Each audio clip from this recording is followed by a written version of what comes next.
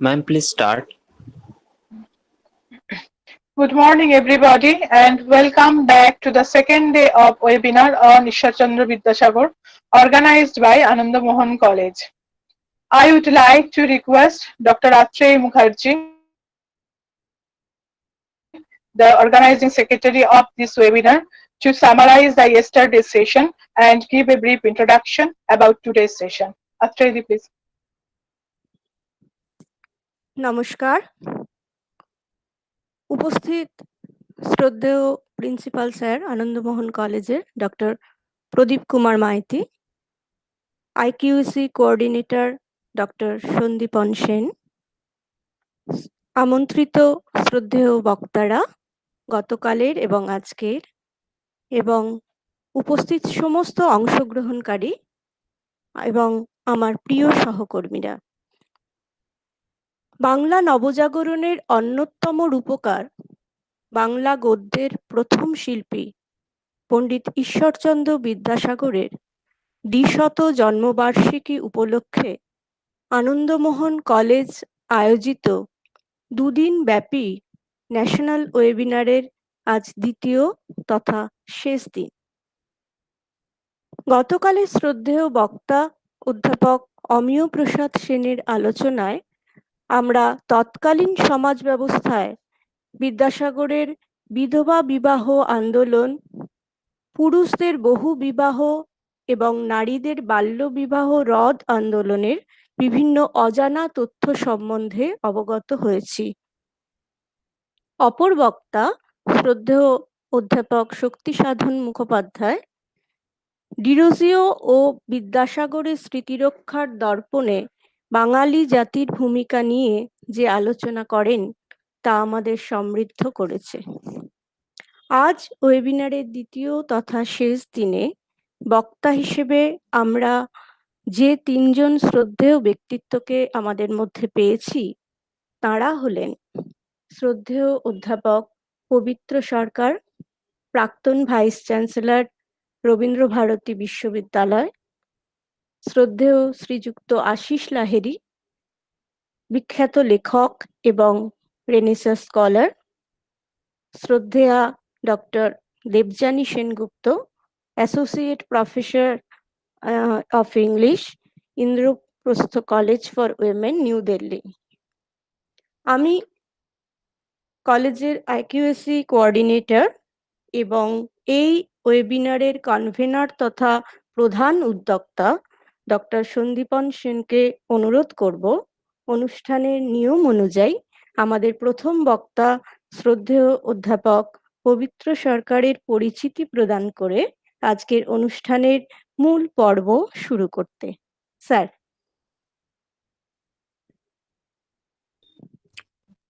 নমস্কার সবাইকে। স্যারের পরিচয় প্রদান করব এত বড় ধৃষ্টতা আমার নেই, আর স্যারের পরিচয় সকলেই জানেন। সরি স্যার, আপনার ভিডিওটা অন করে নিন একটু।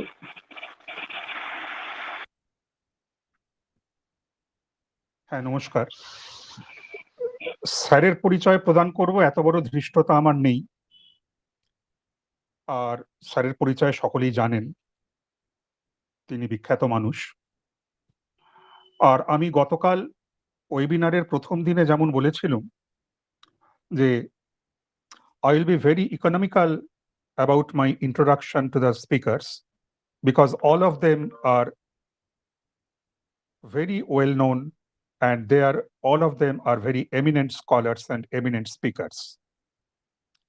স্যারের সম্বন্ধে শুধু এটুকুই বলতে হয়, অত্রেই যেমন বলেছেন, স্যার রবীন্দ্রভারতী বিশ্ববিদ্যালয়ের প্রাক্তন উপাচার্য, একাধিক শিক্ষা প্রতিষ্ঠানের সঙ্গে যুক্ত ছিলেন, একাধিক সম্মান ও স্বীকৃতিতে ভূষিত হয়েছেন, এবং সব থেকে বড় কথা, তিনি আমাদের সকলের শিক্ষক। স্যারের এইটুকু পরিচয় আমি যথেষ্ট বলে মনে করি। জয়িতা।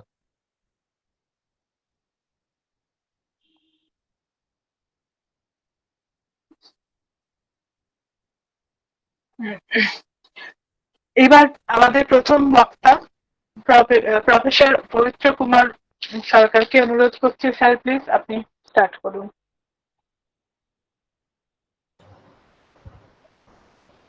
সবাইকে নমস্কার। যারা আমার সহবক্তা, কলেজের উদ্যোক্তা বন্ধুগণ, IQAC-র যারা উদ্যোক্তা এবং যারা এই ওয়েবিনার দেখছেন এবং শুনছেন, আমার বলার বিষয় শিক্ষক বিদ্যাসাগর। যতদূর মনে পড়ছে এই ব্যাপারেই আমি বলবো বলে ভেবেছিলাম। তো শিক্ষক বিদ্যাসাগর কথাটাকে আমি একটু পরিষ্কার করে নিতে চাই। এটা সবাই জানে, নতুন কিছু নয়, যে আমরা শিক্ষা নিই দুভাবে। একজন মানুষ আমাদের জন্য শিক্ষার কিছু উপকরণ, লার্নিং মেটেরিয়াল যাকে বলে, তৈরি করে যান। সেগুলো থেকে আমরা শিক্ষা নিই বা তার কাছ থেকে তার ছাত্র হিসেবে, ক্লাসে তার ছাত্র হিসেবে শিক্ষা নিই। শিক্ষার উপকরণ থেকে শিক্ষা নিই, বইপত্র, অন্যান্য উপকরণ। আজকালকার দিনে বৈদ্যুতিন নানা উপকরণ তৈরি করেন আমাদের শিক্ষকেরা।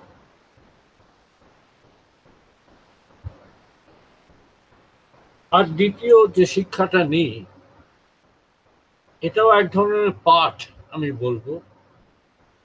এই পাঠটা হলো তার জীবনকে দেখে।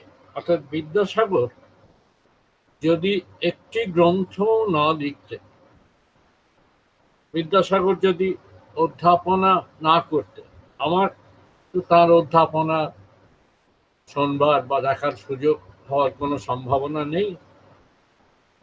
একটি গ্রন্থ না লিখলেও বিদ্যাসাগর যে হয়ে উঠেছিলেন, সেটার মধ্যে একটা শিক্ষা আছে।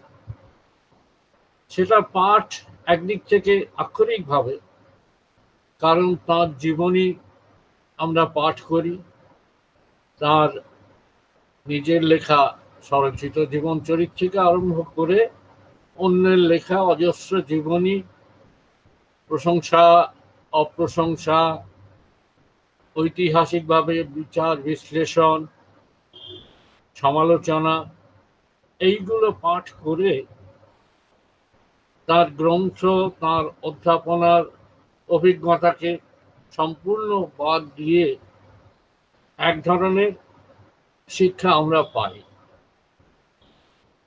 এমন হতেই পারে যে তার অনেক জীবিত লোকের কাছ থেকেও আমরা এই শিক্ষা নিতেই পারি, যাদের জীবনী লেখা হয় না, যাদের সম্বন্ধে কোনো আক্ষরিক মুদ্রিত পাঠ নেই বা অন্যরকম পাঠ নেই। আমরা আমাদের শিক্ষকদের দেখি, অনেক সময় যাকে রোল মডেল বলে, আমরা আমাদের শিক্ষকেরা তাই হয়ে যান।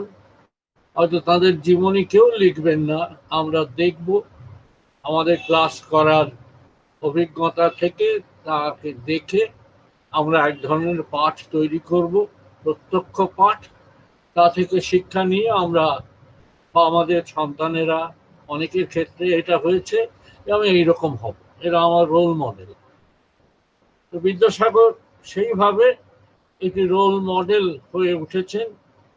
তার আক্ষরিক পাঠ থেকেই আমরা তাকে রোল মডেল হিসেবে নিয়েছি। কতটা আমরা রোল মডেল হিসেবে তাকে নিতে পেরেছি সেটা অন্য কথা, কিন্তু মনে হয়েছে অজস্র জায়গায় সবাই উপদেশ দিয়েছেন যে বিদ্যাসাগরের মতো হও। আমি সেইটি নিয়ে খানিকটা বলবো। এই কথাগুলো নতুন কিছু নয়, কারণ আমি বিদ্যাসাগর বিশেষজ্ঞ নই। আমি আমার সামনে যারা উপস্থিত আছেন তাদের লেখা থেকে এবং অন্যদের লেখা থেকে যে ধারণাটা তৈরি করেছি সে সম্বন্ধে আমি বলব। একটা হচ্ছে কোনখান থেকে মানুষটি শুরু করেছিলেন, কোথায় পৌঁছেছিলেন, মৃত্যু পর্যন্ত নয়, তার কীর্তি, তার সাফল্যের যদি কোনো একটা শীর্ষবিন্দু থাকে, ধরা যাক 1856 বা তারপরে, তারিখটা নিয়ে জড়িত, কিন্তু যেখানে পৌঁছেছিলেন সেই আরম্ভ এবং ওই পৌঁছানোটা আমার কাছে খুব আকর্ষক। ঊনবিংশ শতাব্দীর নবজাগরণের ইতিহাস আমি যেটুকু পড়েছি সামান্য, তাতে এই ধরনের একটা অস্পষ্ট জায়গা থেকে এই ধরনের একটা মহিমার জায়গায় ঊনবিংশ শতাব্দীর যারা বড় বড় মানুষ পৌঁছেছিলেন এরকম খুব কম আছেন। হয়তো ঈশ্বরচন্দ্র গুপ্তের কথা বলা যায়, বা ডক্টর মহেন্দ্রলাল সরকারের কথা বলা যায়, যে যারা খুব দরিদ্র বা অস্পষ্ট জায়গা থেকে একটা গরিমার জায়গায় পৌঁছেছিলেন। তো বিদ্যাসাগরও সেই রকম এক দরিদ্র ব্রাহ্মণ পরিবার, এক অখ্যাত গ্রাম, তখনকার হুগলি জেলার, সেখান থেকে 9 বছর বয়সে কলকাতায় এসে পৌঁছলেন তার বাবার সঙ্গে, সংস্কৃত কলেজে ভর্তি হলেন, 1841 পাশ করে বেরোলেন। আমরা দেখতে পাচ্ছি 1843 নাগাদ তিনি দেবেন্দ্রনাথ ঠাকুরের, তিনি তখনকার কলকাতার রেনেসাঁসের, কলকাতার একেবারে একজন শীর্ষ অধিনেতা বলা যায়, তার সাহচর্যে এসে পৌঁছলেন। আমি এই সিঁড়ি ভাঙাটা দেখি, কোন জায়গা থেকে কোথায় এসে পৌঁছল। এই সিঁড়ি ভাঙাটা আজও নিশ্চয়ই আমাদের ছেলে মেয়েদের যারা পেছন থেকে লড়ছে, তারা সমাজের অনেক পিছিয়ে পড়া অবস্থা থেকে এগোবার চেষ্টা করছে, তাদের কাছে এই পরিক্রমাটা নিশ্চয়ই একটা দৃষ্টান্ত হয়ে থাকে। কিন্তু এই শিক্ষাটাও সঙ্গে সঙ্গে হয়, ব্যাপারটা খুব সহজে মসৃণ ভাবে হয়নি। এই দুর্দান্ত জেডি বালকটি তার ওই সার্থকতার জায়গা, গ্রাম থেকে শহরে মানে কলকাতায় পৌঁছলেন। আমি বাচ্চাদের জন্য একটা বই লিখেছিলাম বিদ্যাসাগরের জীবনী, তাদের বলেছি যে রাজধানীতে পৌঁছল। রাজধানীতে আমরা অনেকেই পৌঁছবার চেষ্টা করি, অনেকে পৌঁছই, রাজধানীতে পৌঁছলেন। রাজধানীতে পৌঁছানো মানে হচ্ছে পৃথিবীর নাগরিক হয়ে যাওয়া।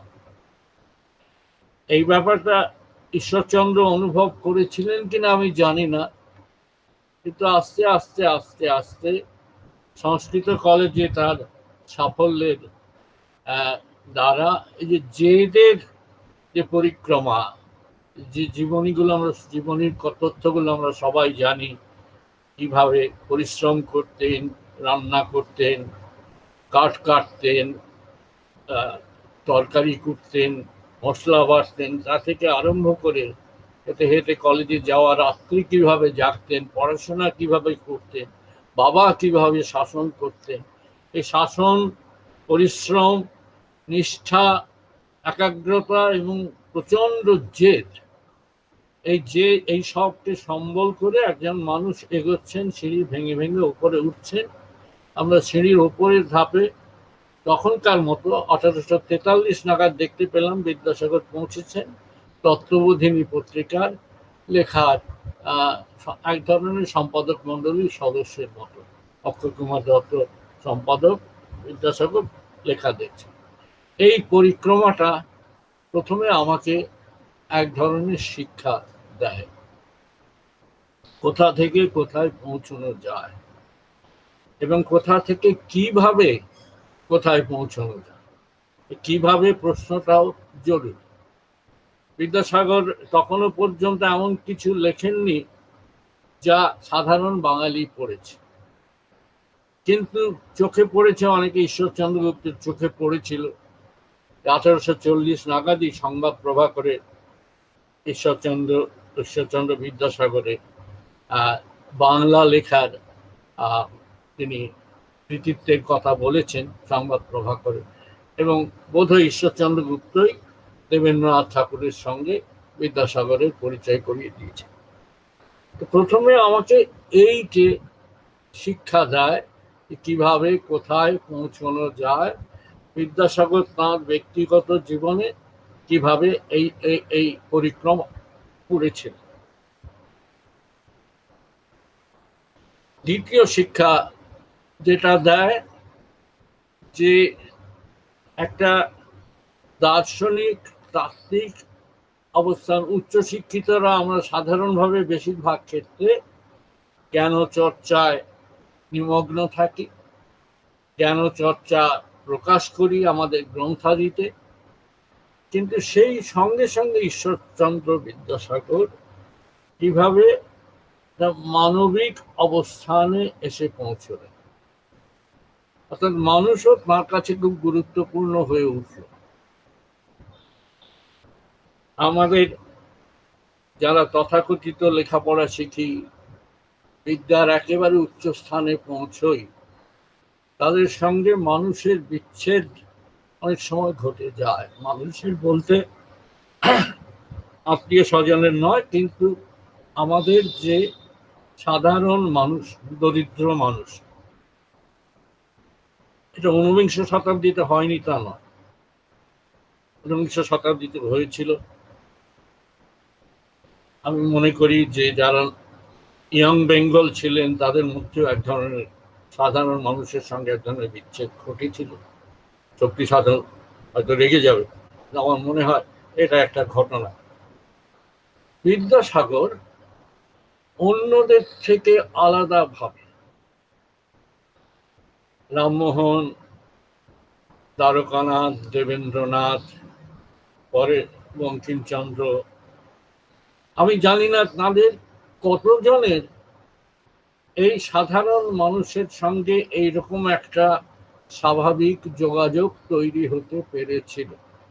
এখানে ঊনবিংশ শতাব্দীর বিশেষজ্ঞ মানুষেরা আছেন, তারা নিশ্চয়ই আমাকে সংশোধন করবেন, বলবেন আমি কোথাও হয়তো ভুল করছি। সেটা মেনে নিয়েও আমার যেটা চোখে পড়েছে, একজন মানুষ সমাজের একেবারে উঁচু তলায় উঠে গেছেন নিজের জ্ঞান দক্ষতার জোরে, সেই সঙ্গে সঙ্গে মানুষ, এটা হয়তো পরে ঘটেছে, সেই মুহূর্তে হয়তো ঘটেনি, পরে ঘটেছে, কিন্তু আমি দেখতে পাচ্ছি যে ঊনবিংশ শতাব্দীর অনেক বিরাট মানুষের থেকে আলাদা হয়ে যান এখানে বিদ্যাসাগর, এই জন্য করুণাসাগর নামটাও তার হয়, যে একেবারে সাধারণ সমাজের পিছিয়ে পড়া মানুষের সঙ্গে তার একটা যোগাযোগ ছিল। এটা হয়তো তার গ্রাম থেকেই এই মমতাটা তিনি নিয়ে এসেছিলেন, এই মমতাটা তিনি বহন করেছেন। গ্রামের মানুষদের সঙ্গে তার হয়তো যে সম্পর্ক ছিল বহন করেছেন, আমি জানি না জীবনীকারেরা সেটা আরো স্পষ্ট করে। এটা একটা দ্বিতীয় শিক্ষা, যে আমি ক্ষমতা বা নিয়ন্ত্রণ করার আধিপত্য, আমি একটা নিয়ন্ত্রণ করার জায়গায় পৌঁছলাম। বিদ্যাসাগরও পৌঁছেছিলেন ঊনবিংশ শতাব্দীর অনেক মহাত্মাদের মতো। নিয়ন্ত্রণ করা, আন্দোলন করা, নিয়ন্ত্রণের চেষ্টা করা, বদলাবার চেষ্টা করা, এই সমস্ত নেতৃত্বের জায়গা থেকেও তিনি একেবারে যে দরিদ্র এবং বঞ্চিত বা কাতর আর্ত মানুষের সঙ্গে যে একটা সহজ যোগাযোগ রক্ষা করতে পেরেছিলেন, এটা আমার কাছে তার জীবনের তৃতীয় একটা শিক্ষণীয় বিষয় বলে মনে হয়। এক হচ্ছে তার সিঁড়ি ভেঙে ওঠা, তৃতীয় হচ্ছে তার সিঁড়ির তলার সঙ্গে একটা সংযোগ রাখা, যে সংযোগ ঊনবিংশ শতাব্দীর অনেক মানুষ রাখতে পারেননি।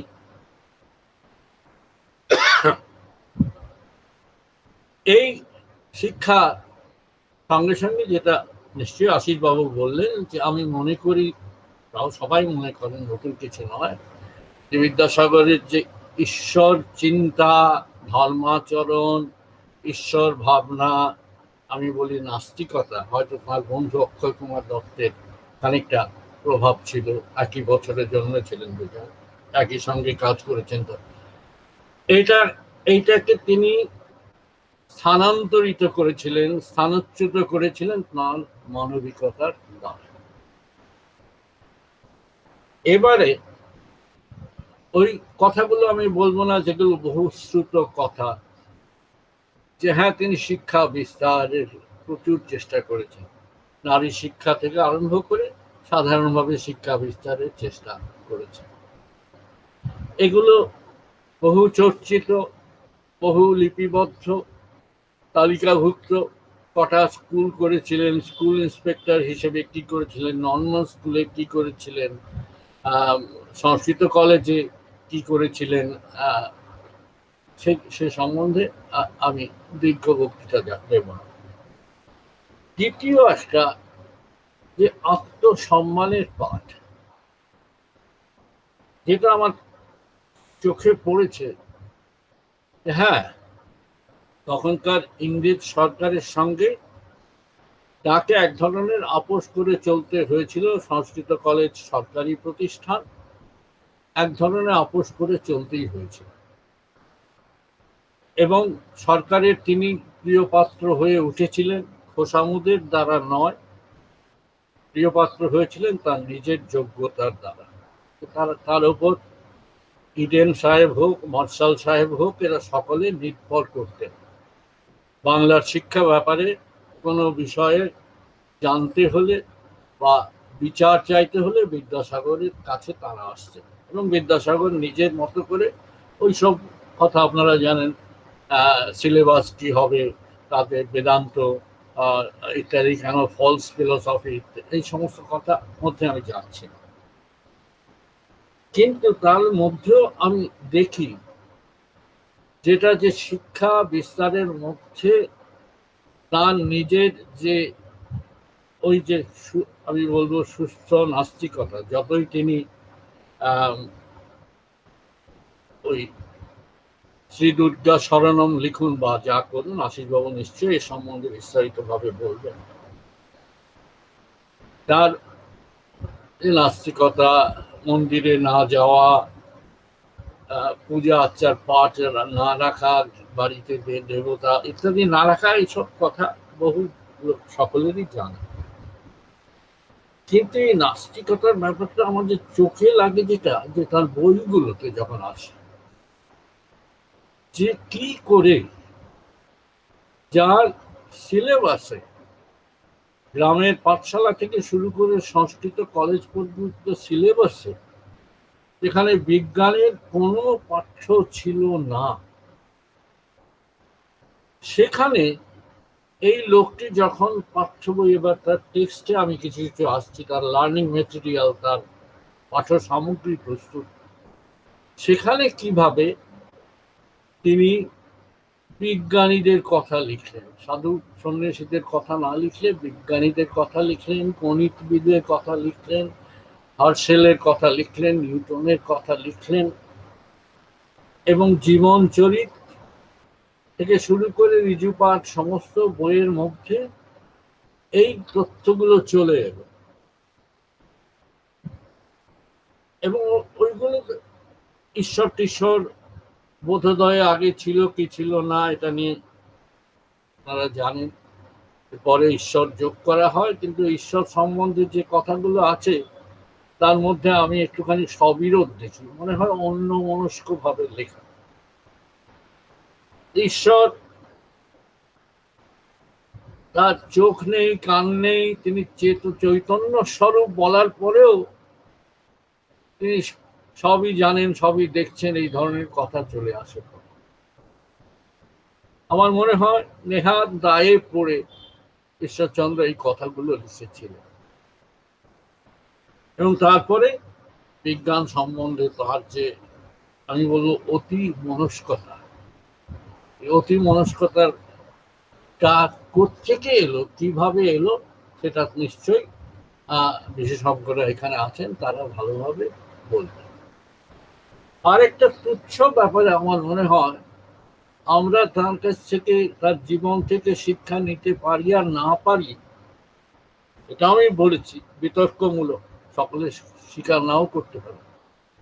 বাচ্চাদের বইটাই বলেছিলাম যে একজন তার কাছে একটা শিক্ষা নিয়েছিলেন, তার নাম মহাত্মা গান্ধী।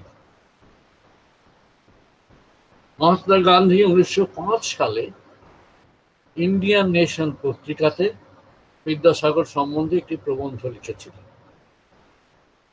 এখানে বিদ্যাসাগরের মৃত্যু শতবর্ষে বিমান বসু একটি বই সম্পাদনা করেছিলেন, প্রসঙ্গ বিদ্যাসাগর, তাতে এই লেখাটা আছে। তাতে দেখছি যে একটা পুরো প্যারাগ্রাফ হচ্ছে বিদ্যাসাগরের পোশাক সম্বন্ধে। এটা খুব আশ্চর্য। বিদ্যাসাগরের এত কীর্তি, বিধবা বিবাহ থেকে শুরু করে বাল্যবিবাহ রোধের চেষ্টা, শিক্ষা বিস্তার, এত কীর্তি, তার মধ্যে এই কথাটা মহাত্মা গান্ধীর কাছে এত গুরুত্বপূর্ণ মনে হলো যে একটা পুরো প্যারাগ্রাফ সে সম্বন্ধে লিখলেন। আমার কেন যেন অনুমান করতে ইচ্ছে হয় যে মহাত্মা গান্ধী লন্ডনের ব্যারিস্টার, মহাত্মা গান্ধী আফ্রিকাতে পোশাক ছেড়ে ভারতে যখন ভারতীয় পোশাক নিলেন, তার মূলে বিদ্যাসাগরের এই আদলটার একটা কোনো প্রভাব আছে। সবাইকে মেনে নিতে হবে তার কোনো মানে নেই, কিন্তু আমার মনে হয় মহাত্মা গান্ধী, আমরা পারবো না, আমরা আমাদের পোশাক বদলেছি। রাজার পোশাক সবাই পরে, 19 শতাব্দীতে রামমোহন রায় থেকে ঠাকুর পরিবার পর্যন্ত এক ধরনের মুঘলদের পোশাক পরেছেন। তারপরে অন্যদের, মাইকেল মধুসূদন থেকে আরম্ভ করে দেখি তারা অনেকেই রাজার পোশাক পরছেন।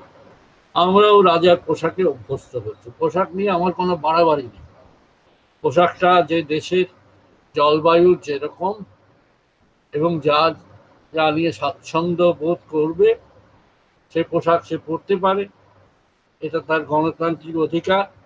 কিন্তু আমার এই যে মনে হয়েছিল যে এটা খুব আকস্মিক নয়, মহাত্মা গান্ধী যে দেশি পোশাক চিরকালের জন্য, ওই চাদর এবং একটা ধুতি, বিদ্যাসাগর যা পরতে একটা দেশি পোশাক পরে নিলেন, এইটা মনে হয় ওই জীবনের টেক্সট থেকে মহাত্মা গান্ধী এটা গ্রহণ করেছেন। জানি আমি জোর করবো না, আমার এটা মনে হয়েছে, আপনাদের সঙ্গে আমি ভাগ করে নিলাম। এবার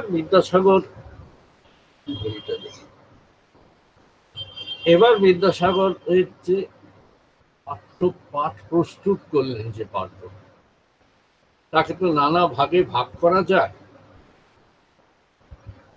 বর্ণ পরিচয়, আমি নিজে বর্ণ পরিচয়কে মনে করি এখন একটু পুরনো। এই বর্ণ পরিচয় যে খুব এখন এখনকার ছোটদের উপযোগী তা নয়, কিন্তু ওই সময়ে তার আগে অনেক পাঠ্যপুস্তক, প্রথম বাংলা বই লেখা হয়েছে। 1818 থেকেই শুরু হয়েছে প্রথম বাংলা বই লেখা।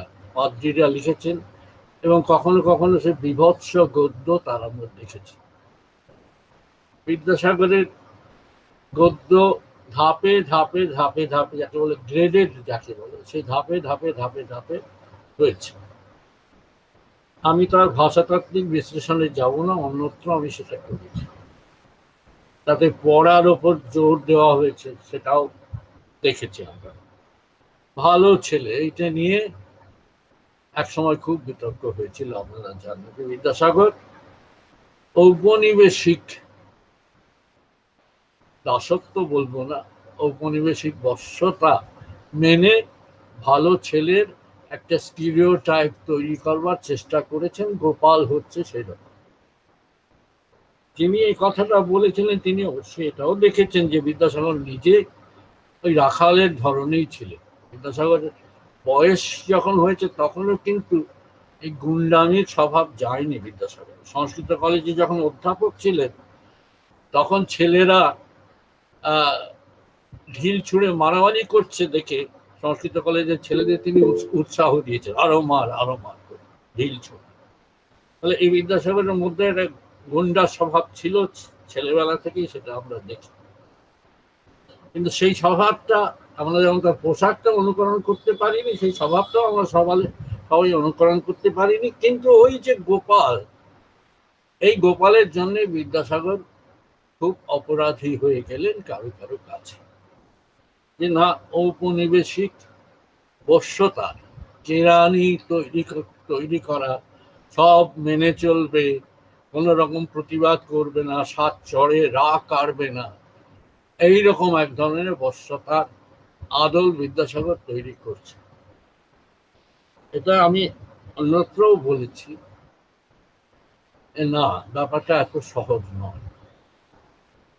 যদি আমাদের পৃথিবীর সব ভাষা জানা নেই, ইংরেজির পাঠ্যপুস্তক আমরা কিছু দেখেছি, প্রথম পাঠ্যপুস্তক, আগেকার বাংলা পাঠ্যপুস্তকগুলো দেখেছি। সম্প্রতি কয়েক বছর আগে আশিস শাস্ত্রীর কিছু বাংলা প্রাইমার ছেপে বার করেছেন, সেগুলো দেখলেও বোঝা যাবে না, ভালো ছেলের আদল সব পাঠ্যপুস্তকেই করার চেষ্টা হয়। বিদ্যাসাগর অভিনব কিছু করেননি, যে একটি ভালো ছেলের আদল তৈরি করতে হবে, যে ভালো ছেলে দেশের কাজে লাগবে। তাহলে ওই জীবনানন্দের মা কুসুম কুমারী যে কবিতা লিখেছিলেন, আমাদের দেশে হবে সেই ছেলে কবে, কথায় না বড় হয়ে কাজে বড় হবে, ইত্যাদি ইত্যাদি, তাকেও হয়তো ঔপনিবেশিক একটা ব্যাখ্যা দেওয়া যায়। কিন্তু আরেকটা কথা আমি বোঝবার চেষ্টা করি, যে সময়টা দেখুন, 1856, 1858-তে আলালের ঘরের দুলাল বেরোবে, 1854 থেকে তার লেখা শুরু হয়েছে মাসিক পত্রিকায়। তার অনেক আগে থেকে 1822-23 থেকে সব কলকাতা সম্বন্ধে নকশা লেখা হচ্ছে, নববাবু বিলাস, নববাবু বিবি বিলাস থেকে কলিকাতা কমলালয়, এই সমস্ত নকশাগুলো লেখা হচ্ছে, এবং কলকাতার বাবুদের বিভৎস সব অনাচার সেই সমস্ত বইগুলোতে প্রকাশিত হয়ে চলেছে। অর্থাৎ কলকাতায় বাবুদের একটা প্রজন্ম এবং তাদের সন্তানদের একটা প্রজন্ম, পরে 1859-এ মধুসূদন একই কি বলে সভ্যতা লিখবেন, এই বাবুদের প্রজন্ম এবং সন্তানদের প্রজন্ম, তারা নষ্ট হয়ে যাচ্ছে। হয়তো নষ্ট কথাটা আমি খুব নীতিবাগীশের মতো বললাম, তার নানা ব্যাখ্যাও হতে পারে, কিন্তু আমাদের সাধারণ মানুষের ধারণায় নষ্ট হয়ে যাচ্ছে। মদ্যপান তো ছোট কথা, মদ্যপান, বারবনিতা গমন, বাগান বাড়ি, এবং ওই বিলাসিতা, অসম্ভব বিলাসিতা, 1.5 লাখ টাকা খরচা করে বেড়ালের গঙ্গা যাত্রা ইত্যাদি ইত্যাদি।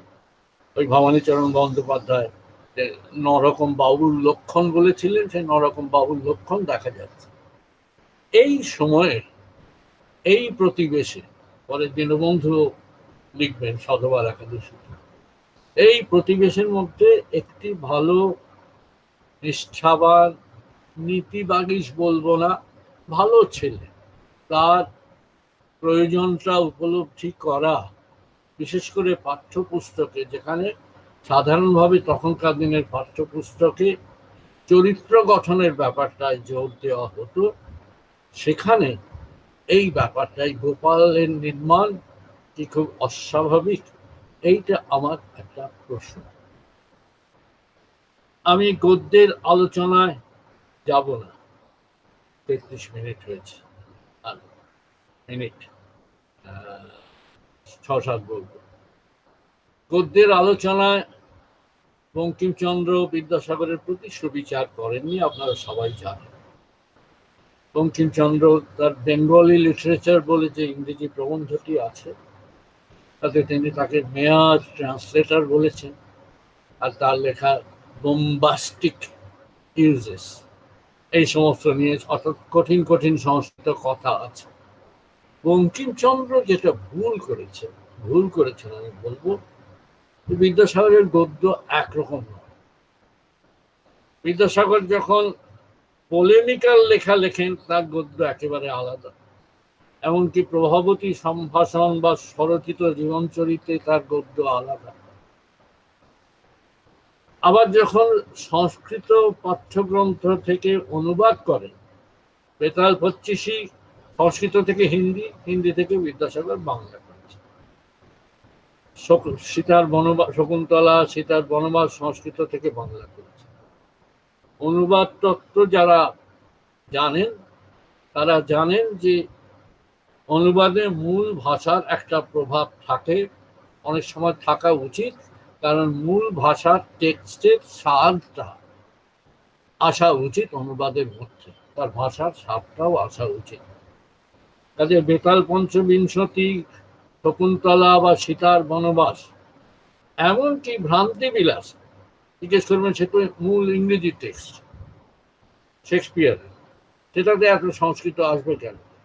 এই জন্যে যে ভ্রান্তি বিলাসটা প্রাচীন ভারতের একটা পটভূমিকায় স্থাপন করা হয়েছে, এবং প্রাচীন ভারতের পটভূমিকায় স্থাপন করার জন্যেই ভ্রান্তি বিলাসে একটুখানি তৎসম শব্দের ব্যবহার আছে। কিন্তু এটা অনেকেই লক্ষ্য করেছেন, শিশির কুমার দাস, জীবেন্দ্র সিংহ রায়ের, সকলেই লক্ষ্য করেছে, জীবেন্দ্র সিংহ রায়, যে আস্তে আস্তে আস্তে আস্তে এই সংস্কৃতপন্থী গদ্য বিদ্যাসাগরের কাছে সরল হয়ে এসছে। এটা 1854-তে শকুন্তলায় মেয়েদের কথাবার্তা প্রাকৃতিক ছিল অবশ্য, সেখানে অনেক সহজ হয়েছে বাংলা, একেবারে ঘরোয়া বাংলা। আচ্ছা, শুনিলাম তোমার নাকি বড় অসুখ করিয়াছিল, শকুন্তলা, হ্যাঁ পিসি, আমার বড় অসুখ করিয়াছে। এই ধরনের কথাবার্তা, যে এই মূল সংস্কৃত গন্ধি যে গদ্য, সেটা আস্তে আস্তে সহজ হয়ে, তার অন্যান্য মহিমার কথা আমি ছেড়ে দিলাম, যে জন্য রবীন্দ্রনাথ তাকে বাংলা গদ্যের প্রথম যথার্থ শিল্পী বলেছেন, সেটা আমি ছেড়েই দিলাম। কিন্তু গদ্যটারও বিবর্তন ঘটেছে, এবং ভ্রান্তি বিলাসের গদ্য অনেক সহজ হয়েছে। আবার অন্যদিকে তার বিধবা বিবাহ বিষয়ক যে নানা প্রস্তাব, অল্প হইল কি অল্প হইল ইত্যাদি লেখা, স্বরচিত জীবনচরিত, প্রভাবতী সম্ভাষণ, এর গদ্য আলাদা। গদ্যের যারা শৈলী বিচার করেন তারা জানেন বিদ্যাসাগরের গদ্য একরকম নয়। ফলে বঙ্কিমচন্দ্রের বিচার খানিকটা এক পেশে, সে সম্বন্ধে নানা রকম গল্প টল্প প্রচলিত আছে, আমি যাব না, কেন বিদ্যাসাগরের ওপর বঙ্কিমচন্দ্রের একটু রাগ ছিল। তো এইখানে দেখছি যে গদ্যের ব্যাপারেও নতুন করে বিচার, বঙ্কিমচন্দ্রকে উত্তীর্ণ হয়ে বিচার করা সম্ভব, এবং বিচার করা হয়েছে। আমি অন্য কাজগুলো যেগুলো সবাই জানে, বিধবা বিবাহ রদ করা 1856 26শে জুলাই, যেটা আইন বিধিবদ্ধ হল। হ্যাঁ, বিধবা বিবাহ 19বিংশ শতাব্দীতে খুব সার্থক হয়নি, বিদ্যাসাগরের মনোভঙ্গের একটা কারণ, অন্যদের মধ্যবিত্ত শ্রেণীর বিশ্বাসঘাতকতাও বটে। আবার বিধবা বিবাহের আন্দোলনটা কোথাও একটা বড় খেলা পেল না, সেটাও বটে। ওই ওমালি যাকে বলেছেন ডেড লেটার, বিধবা বিবাহ, সেটা হয়েছিল।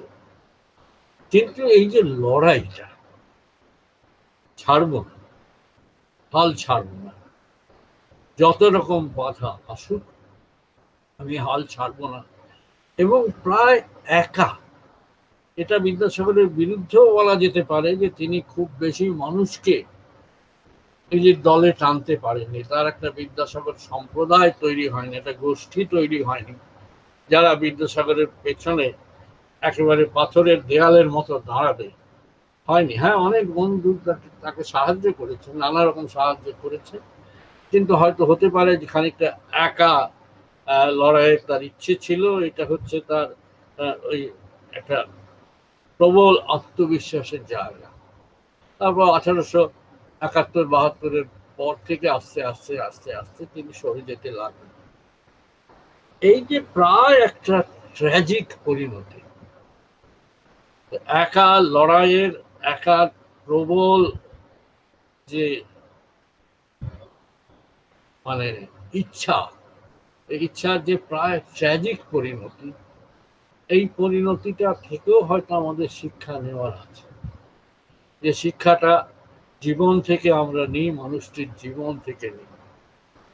কেন বিচ্ছিন্ন হয়ে গেলাম, এর মূলে কি পুরোটা অন্যদের দায়িত্ব, নাকি আমারও কিছু দায়িত্ব আছে?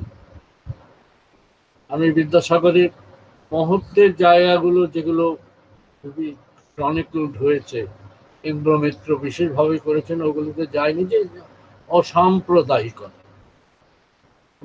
মানুষের বিচ্ছেদ, সেটা যাকে বলা হয় অনুভূমিক হরিজন্টাল বিচ্ছেদ হোক, ধর্মের বিচ্ছেদ, আবার যেটাকে বলা হয় উল্লম্ব ভার্টিক্যাল বিচ্ছেদ, উঁচু জাত নিচু জাত, তলার জাত, অস্পৃশ্য।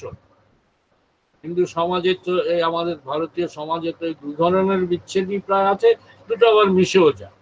উল্লম্ব এবং অনুভূমিক দুটো যে আলাদা করা যায় সব সময় তা নয়, তার মধ্যে মিশেও যায়।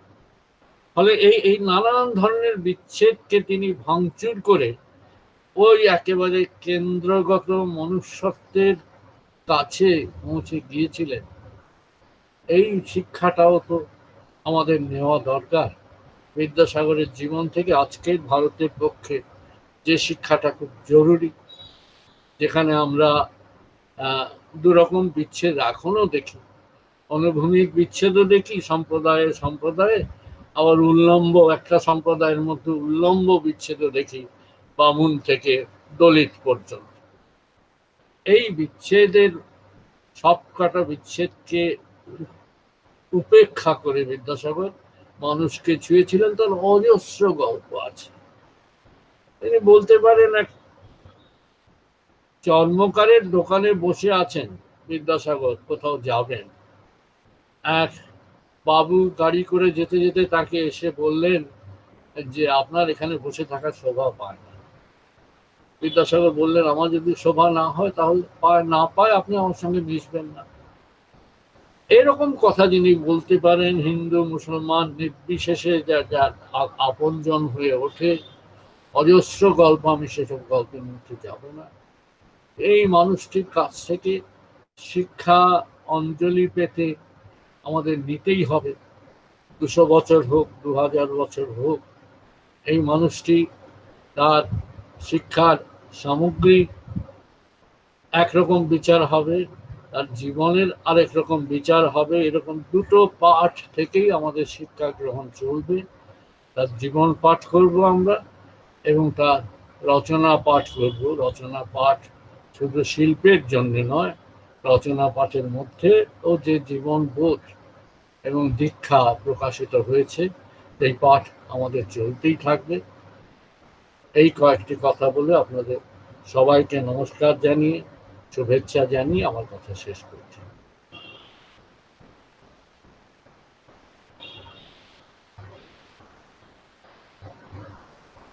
ধন্যবাদ স্যার। আমরা ছোটবেলা থেকে আপনার কথা শুনে বড় হয়েছি। আজকে আমাদের কলেজের ওয়েবিনারে আপনাকে আমাদের মাঝে পেয়ে আমরা সমৃদ্ধ হলাম। আমার মনে হয় যারা আমাদের পার্টিসিপেন্ট আছে তাদেরও আপনার কাছে অনেক কিছু জানার আছে। তো আমি অনুরোধ করছি মিলনকে একটুখানি দেখে জানানোর জন্য। স্যারের আলোচনা আমরাও সমৃদ্ধ হচ্ছি, কিন্তু চ্যাট বক্সে এখনো পর্যন্ত কোনো প্রশ্ন দেখতে পাচ্ছি না আমরা এই মুহূর্তে। যদি পরে পাই স্যারকে জানিয়ে দেবো। ঠিক আছে স্যার, আমার একটা প্রশ্ন আছে আপনার কাছে। স্যার, এটা একটু প্রবলেমেটিক প্রশ্ন। ভালো না, সেটা হচ্ছে যে বিদ্যাসাগর নিজেই বলেছিলেন শিক্ষা বিস্তার তার জীবনের প্রিয়তম উদ্দেশ্য। আপনি তো সেটা নিয়ে বললেন।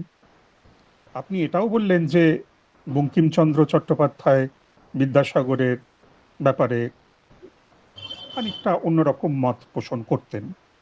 কিন্তু ঊনবিংশ শতাব্দীর আরো একজন বিখ্যাত বাঙালি, তিনি স্বামী বিবেকানন্দ, তিনি প্রিয়নাথ সিংহকে খুব বিদ্যাসাগরের বই সম্বন্ধে খুব তাচ্ছিল্যভাবে বলেছিলেন, ওতে কোনো কাজ হবে না, ঈশ্বর নিরাকার চৈতন্য স্বরূপ, গোপাল অতি সুবোধ বালক, এইসব লেখাতে কোনো কাজ হবে না, রামায়ণ মহাভারত উপনিষদ থেকে ছোট ছোট গল্প নিয়ে বাচ্চাদের জন্য লিখতে হবে। তার মানে কি এই প্রশ্নটা আমার এইটা যে স্যার, যে এই যে বিদ্যাসাগর যে একটা সম্পূর্ণ সেকুলার শিক্ষা বিস্তারের চেষ্টা করেছিলেন, এখনকার ভাষায়, তিনি হয়তো তখন সেকুলার শব্দটার সঙ্গে সেভাবে পরিচিত ছিলেন না, কিন্তু এখনকার ভাষায় যেটাকে সেকুলার শিক্ষা বিস্তার বলা হয় সেইটা বিদ্যাসাগর চেয়েছিলেন। সেখানে কি বিবেকানন্দের সঙ্গে তার একটা মতের পার্থক্য ছিল? হ্যাঁ, আমি জানি না এই কথাটার উত্তর দিতে গিয়ে আমি আশিস বাবুর এলাকায় পা রাখবো কিনা। যেটা হলো যে স্বামী বিবেকানন্দ তো রামকৃষ্ণ পরমহংসের শিষ্য, এবং আমরা জানি এটাও তো শ্রীরামকৃষ্ণ কথামৃত যারা পড়েছে, যে রামকৃষ্ণের একটা শিক্ষা সম্বন্ধে ধারণা ছিল যে এই মানে শিক্ষা বিস্তার, বিদ্যাসাগরের ধরনের শিক্ষা বিস্তারে ভাবের কথা কিছু নেই, অর্থাৎ ঈশ্বর প্রেমের কথা কিছু নেই। শ্রীরামকৃষ্ণ যেবার এসছিলেন বিদ্যাসাগরের সঙ্গে দেখা করতে, কথামৃতর ওই জায়গাটা আমি একটু বিশ্লেষণ করেছি, যে যেখানে রামকৃষ্ণ হয়তো মানে এই 70-80টি বাক্য ব্যবহার করেছেন, বিদ্যাসাগর সেখানে 10-11টি বাক্য ব্যবহার করেছেন, শুনে গেছে। রামকৃষ্ণ বারবার অনেক কথা বলছেন, ঘুরিয়ে ফিরিয়ে বলছেন, বিদ্যাসাগর মন্তব্য করছেন না। 8টা বা 10টা বাক্য তিনি ব্যবহার করেছেন, খানিকটা ব্যঙ্গ মিশ্রিত, এবং বোঝাই যায় যে রামকৃষ্ণের যুক্তি বা আবেদনে বিদ্যাসাগর খুব বিচলিত হচ্ছেন না, সৌজন্য বজায় রাখছেন, তাকে এসে গাড়িতে তুলে দিচ্ছেন, এবং যেটা করছেন যে বারবার বলছেন যে রামকৃষ্ণ বলছেন তুমি এসো, দক্ষিণেশ্বরে এসো। বিদ্যাসাগর একবারও যাননি। রামকৃষ্ণ এটা নিয়ে অভিযোগ করেছেন, বিদ্যাসাগর তো বড় মিথ্যেবাদী, কথা দিয়েছিল আসবে, আসেনি। ফলে রামকৃষ্ণের যে বলবো যে পক্ষপাত, ভাব, ঈশ্বর চিন্তা, ধর্মীয় বলবো চেতনা, সেইটা বিদ্যাসাগর তার অংশভাগ ছিলেন না, এটা পরিষ্কার।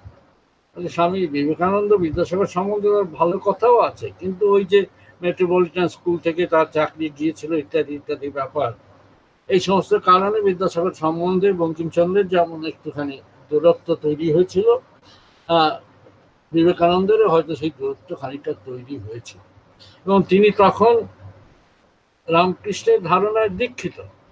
ফলে তার প্রেফারেন্স যাকে বলে, তার অগ্রাধিকার ধর্ম, নীতিবোধ ইত্যাদি, পার্থিব জ্ঞান নয়, বস্তু জ্ঞান নয়। সেই কারণেই হয়তো বিবেকানন্দ বিদ্যাসাগর সম্বন্ধে, আবার নিবেদিতাকে বিদ্যাসাগর সম্বন্ধে ভালো কথাও বলেছেন, এরকমও আছে। এইটুকু আমি জানি, এটুকুই আমি বলতে পারি। Thank you sir.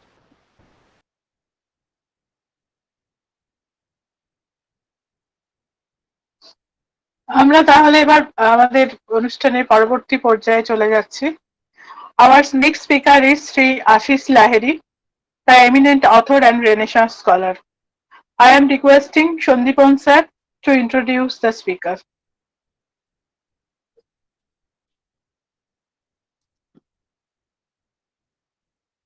I feel very honored and excited in introducing Ashish Lahiri as a speaker in our webinar. He is an eminent author, translator, and rationalist thinker. He has written several books on Rabindranath Tagore, Iswar Chandra Vidyasagar, Akshay Kumar Datta, and Swami Vivekananda. And what is most interesting about him is the fact that as far as I have understood, he is carefully trying to explore the relationship between science and society, and perhaps also between science and religion. তার একটা বিখ্যাত বই আছে, বোধহয় যতদূর আমার মনে পড়ছে, মানুষের ধর্ম ও মানুষের বিজ্ঞান। একটু ভুল হতে পারে, কিন্তু আমার যতদূর মনে পড়ছে এইটাই বইয়ের শিরোনাম। তার আগে একটা And, রবীন্দ্রনাথ আছে। তার আগে রবীন্দ্রনাথ আছে, হ্যাঁ, হ্যাঁ, হ্যাঁ।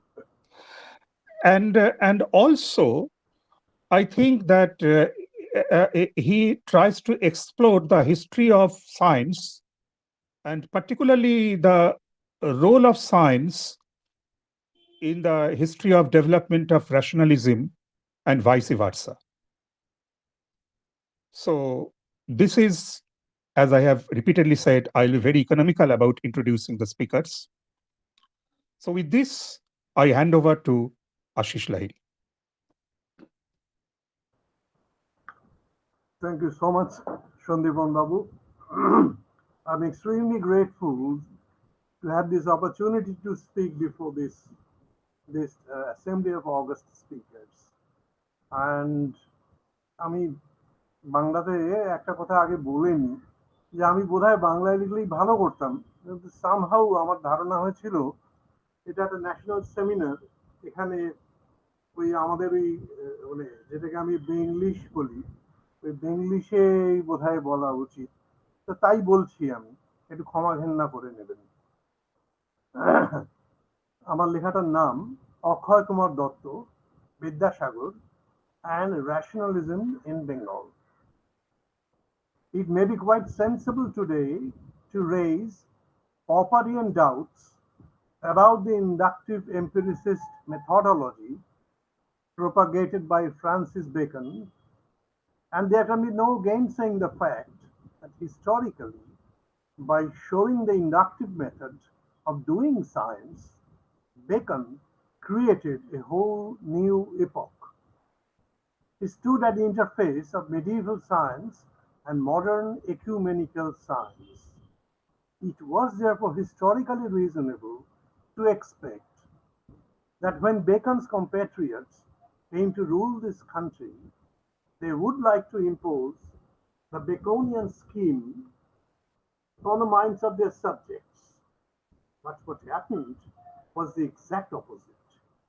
Bacon's philosophy of science received relatively little importance here, and such is the innate irony of history that it needed a Bengali to impress upon the British rulers that in the Indian context, education based on Baconian philosophy was vastly superior to any other model. Indeed, it was the model.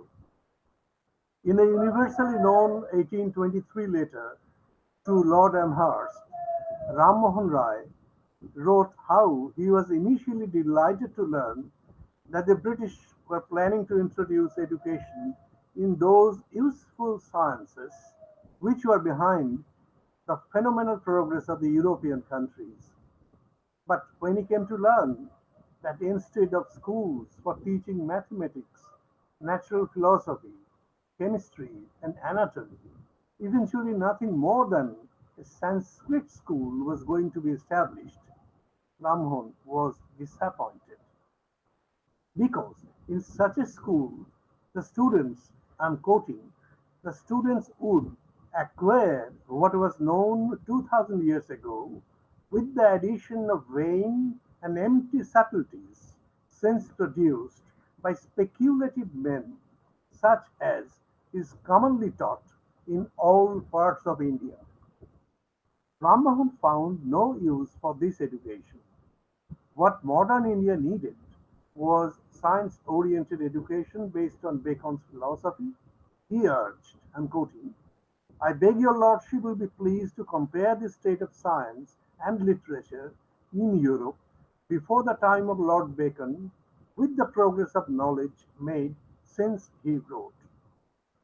If it had been intended to keep the British nation in ignorance of real knowledge, the Baconian philosophy would not have been allowed to displace the system of the schoolmen, which was best calculated to perpetuate ignorance. Drawing a direct analogy from this, Rammohan wrote, in the same manner, the Sanskrit system of education would be best calculated to keep this country in darkness. Usually the conflict between these two paradigms is described as that between Oriental and Western systems of education. In my opinion, it is much more reasonable to see this as a conflict between the metaphysical and the scientific systems of education. For Ram Mohan by no means favored all kinds of Western education. He knew perfectly well that there were various kinds of Western education. Out of these, he wished to introduce one particular kind, that based on Baconian philosophy, which was by that time accepted as a pillar of modern science. On the other hand, he was by no means an absolute adversary of every kind of Sanskrit thought. He was rather an exponent of a special version of Vedantism. What he tried was to cast the metaphysical Indian mode of thinking in a modern mold, which necessitated the marriage of modern India with ecumenical science. But Ram Mohan's ideas did suffer from an obvious self-contradiction. While he welcomed Baconian philosophy, he at the same time spoke in favor of Vedantism, albeit of a new kind. Paying utmost attention to sense data was the hallmark of Baconian empiricism, while the basic tenet of Vedantism, particularly Shankaracharya's Mayavad, is that true reality is beyond the perception of the senses, including the mind. Ram Mohan himself was profoundly aware of this anti-realism of Mayavad. In the same letter quoted above, he wrote, "Nor will youths be fitted to be better members of society by the Vedantic doctrines, which teach them to believe that all visible things have no real existence." And yet, despite all this, he was bent upon establishing the monotheistic greatness of Indians as exemplified in Vedanta. But the question was not one of one or many gods. It was whether you were able to see reality with an open eye or not. He almost said this, but not quite. This little hesitation has ever since marked nearly every progressive intellectual endeavor of the Bengalis. In other words, the conflict between the compromising, hidebound, so-called Hindu paradigm and the rationalistic, scientific, and secular paradigm has been continuing from Ram Mohan's time. As shown by Gopal Haldar, the rationalist and secular humanistic trend in Ray's thought found fruition in Iswar Chandra Vidyasagar and Akshay Kumar Datta, while his theistic ideas were inherited by Devendranath Tagore. Next, I come to Akshay Kumar Datta. The first to declare that India needed a Bacon was Akshay Kumar Datta. This is from Deepak Kumar. In this, Datta actually took his cue from Ram Mohan Rai. This will be apparent from Datta's eulogy of Ram Mohan. "Hail to thee, Ram Mohan Rai, the deep trumpet you have sounded on behalf of science is still reverberating in our ears." What, according to Datta, were the clinching points of the education envisaged by Ram Mohan? Firstly, a Baconian and not Sanskrit scripture-based modern education. Datta explains, language is not knowledge. Language is only the gateway to the treasury of knowledge.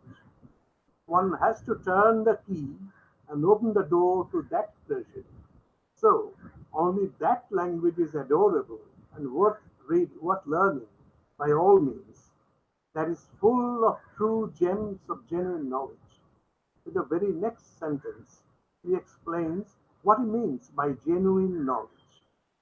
Only that knowledge is genuine which sharpens the intellect, cleanses the mind of errors and superstitions, allows one to learn the actual laws that govern the world.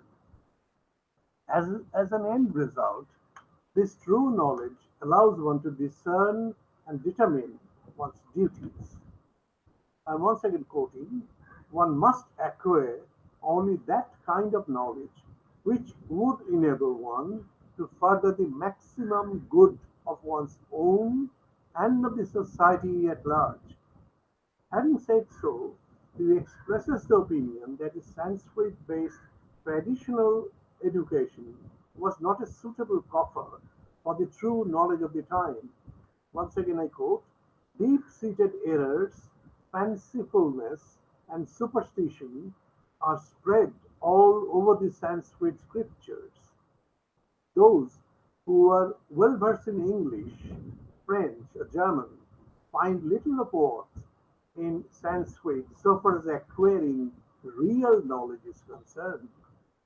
Access to any of these three languages enables one to easily acquire real knowledge, the quantum of which is 1,000 times more than that accessible through Sanskrit. Quite clearly, he hints at the empirical, scientific knowledge as the only true, that is positive knowledge, a la August Comte. Thus, stated simply, Akhay Datta's point is that Sanskrit cannot be the instrument for acquiring modern scientific knowledge, which is the most important kind of knowledge in the present era.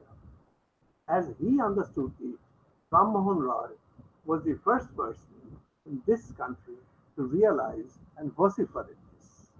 In order to forestall any misinformed criticism, I would like to clearly mention here that Dotto had no doubts as to the medium of education. It must be the vernacular. He never wrote in English. All his textbooks and other works are in Bengali. Thus, his plea for introducing Baconian knowledge in English never for a moment stood against the assimilation and dissemination of that knowledge in one's vernacular.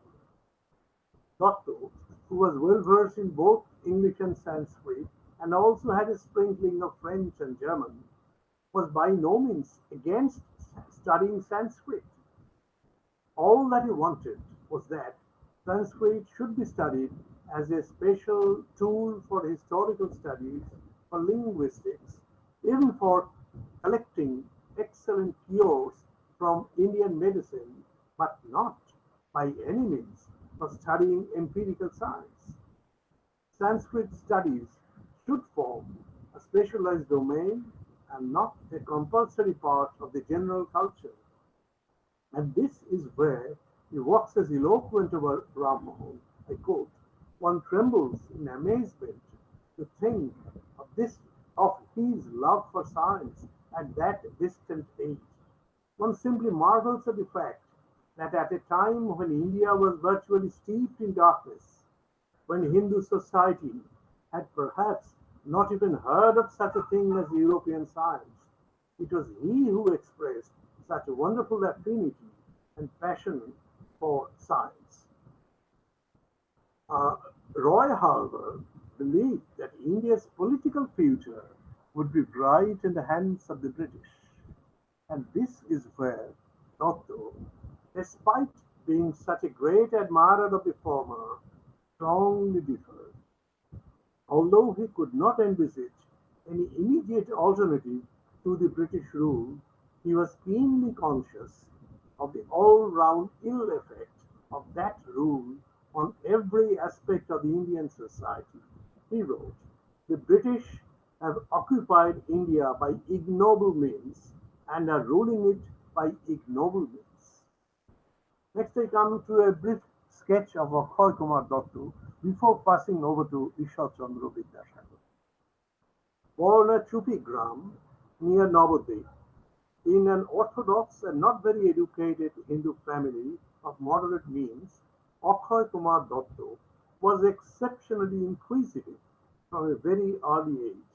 His father was a sub-inspector at the customs collection point at Kudghat near Calcutta. Indifferent guardians marred his early education. Nevertheless, by the time he was 19, he had effectively mastered Euclid and differential calculus with the help of Harman Geoffroy, his Scottish tutor at the Oriental Seminary School, Calcutta, and his scholar mentors Ananda Krishna Bosu and Srinath Ghosh at the fabulous library of Shobha Bazar Rajbari. He had also learned some French, a little German, Latin, and of course Sanskrit. Physics, astronomy, geography, and mathematics were his favorite subjects. As editor of Devendranath's Tattvabodhini Patrika for the period 1843 to 1855, he wrote numerous tracts on physics, astronomy, geography, and the social sciences, which were highly admired by the Bengali intelligentsia. In fact, Ramtanu Lahiri hailed these as the first instances of profound, thought-provoking, and well-formed Bengali prose. Influenced by Auguste Comte, Datta regarded the Vedas and other scriptures as representing a very early stage in the development of the human mind.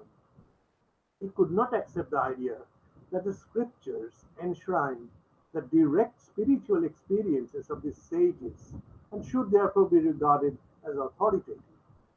Devendranath, on the other hand, was a conservative man of faith, and after much struggle, Datta was able to convince him that the Vedas, containing as they did erroneous and irrational matters at variations with later findings, could not be regarded as infallible revelations.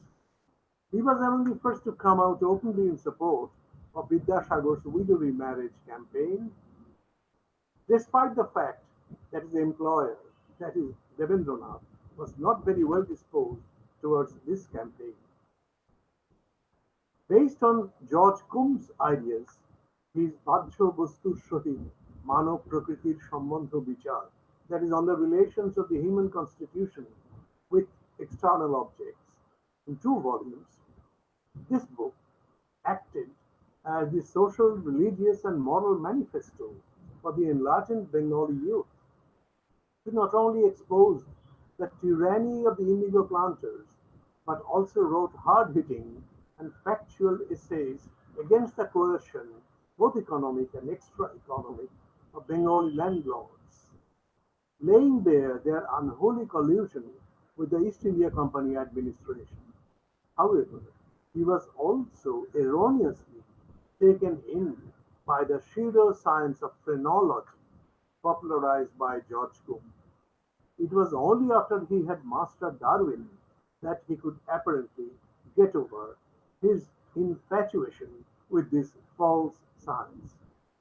In 1855, he left Tattvabodhini Patrika, following serious theological and philosophical differences with Devendranath Tagore.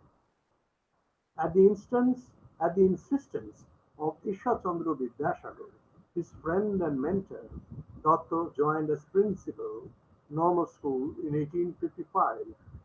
A deist and a staunch Baconian from a very early age, he later became openly agnostic, if not an atheist, ridiculing the superstitions and inhuman nature of all religions. I repeat, all religions.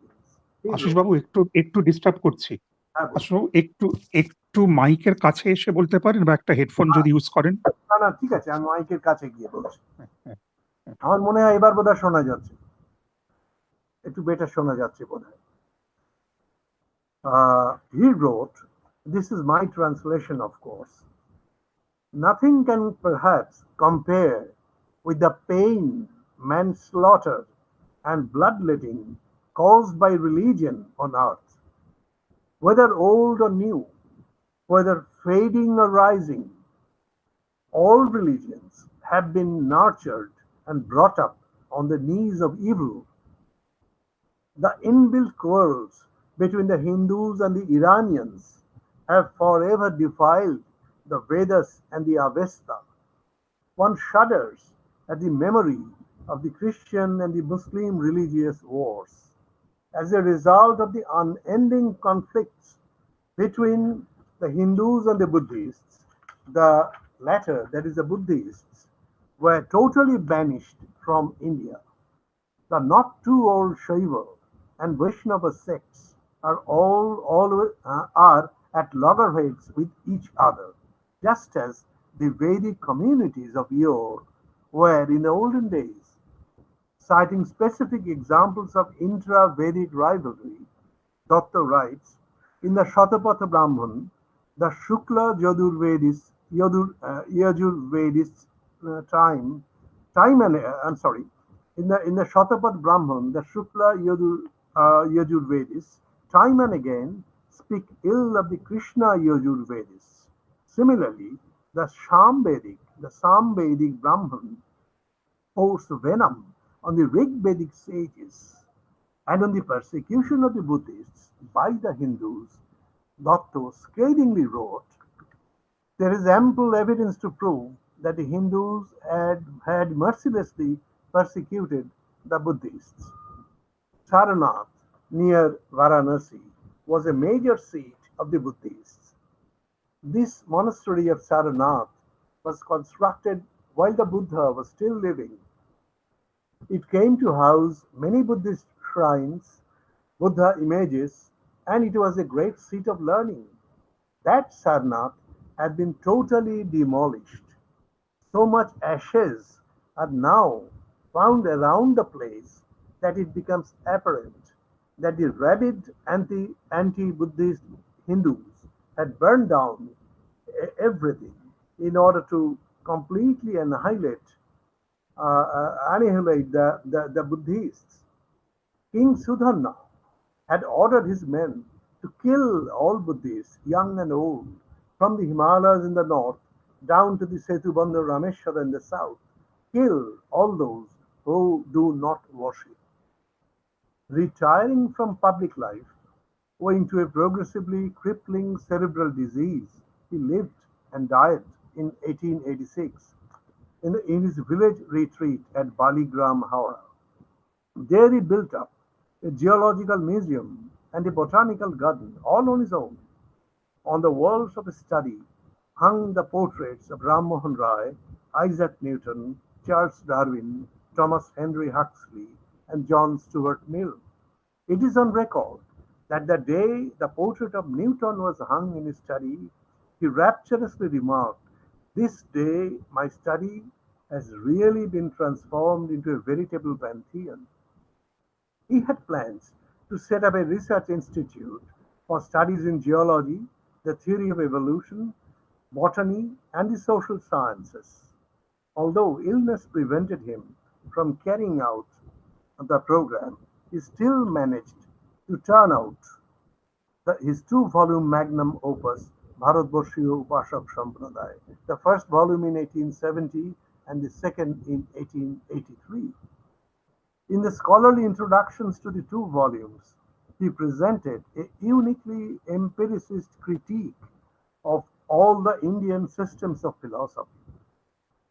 He showed that contrary to accepted opinion, much of the Indian philosophical thinking was suffused with atheistic and skeptical leanings and contained significant anticipation of later developments in physics. This is how he sums up the six philosophies, the Sharadarshan. None of the formulators of these six philosophies have accepted an auto-creator of the world. Shankha of Kapil is atheism, plain and simple. Patanjali no doubt believes in the existence of God, but he has characterized that God as only the maker and not the creator of the universe. According to the systems of Gautama and Kanada, material atoms are eternal. They have not been created by anyone else. The ancient Mimamsa scholars have categorically denied the existence of God. And Vedanta says this world has never been created at all. The phenomenal world is nothing but an illusion. So how does the question of a creator God arise? And then he even goes on to discuss Charvaka or Lokayotics, the Buddhists, the Jainists. None of their philosophies entertained the idea of God, and Charvaka was an openly atheistic and materialistic philosopher. Now, having said so, he asks the simple question: Why then have why then do we entertain the false idea that everything in India is religion-centric, is religion-centered, and God-centered? Whereas most of the Indian philosophies, they are either atheistic or skeptical, or they give little place for God in their philosophies. It is only in the Puranas that God gets the upper hand. So how have we defiled our own philosophical tradition? Maybe the Orientalists have a role to play here. Anyway, an interesting thing is that while discussing Vaishashika, that is the concept of Paromanu of Kanada, Dr. wrote, he called Democritus as the Greek Kanada and Kanada the Indian Democritus. He showed that the Indian philosophers failed to develop an experimental method, and this lacuna, combined with social factors, particularly the caste system, led to the eventual decadence of Indian scientific thinking. Among others, Max Muller and Monier Williams commended the work for its rare originality. Datta was the closest philosophical ally of Iswar Chandra Vidyasagar. Within the Tattvabodhini fraternity, they had formed a group and opposed the hidebound ideas of Devendranath, who famously commented, "A bunch of atheists have taken over as the article editors. Unless these are thrown out, the cause of the Brahmo religion will not be furthered." Here I wrote something about Bankim Chandra also, but I'm skipping that because of, I think, the time constraints. I go directly to Iswar Chandra Vidyasagar against traditional metaphysics. Vidyasagar had taken over the elements of a scientific culture that were latent and half-formed in Ram Mohan in real earnest. It was he who gave them clear shape and added muscles.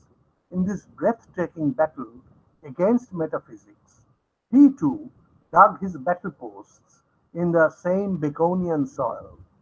The philosophy envisioned by him was scientific on two counts. First, to see life and nature as they were, without taking recourse to any metaphysical cobwebs. And second, to develop the theoretical capability of dealing with facts without caring for their compatibility with religious texts. Vidyasagar joined Sanskrit College in 1846 as the assistant secretary. He was only 26 then. With great enthusiasm, he drew up a program for educational reform.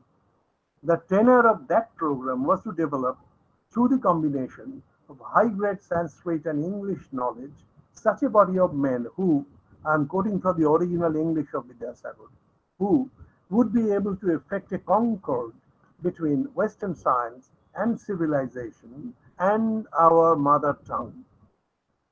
As is very well documented, this plan of Vidyasagar's met with the unmixed hostility of Rashamoy Datta, the then secretary, and as a result of which the former had to quit Sanskrit College. Proud and independent as he was, he took to writing and publishing for a living, and his books were a runaway success.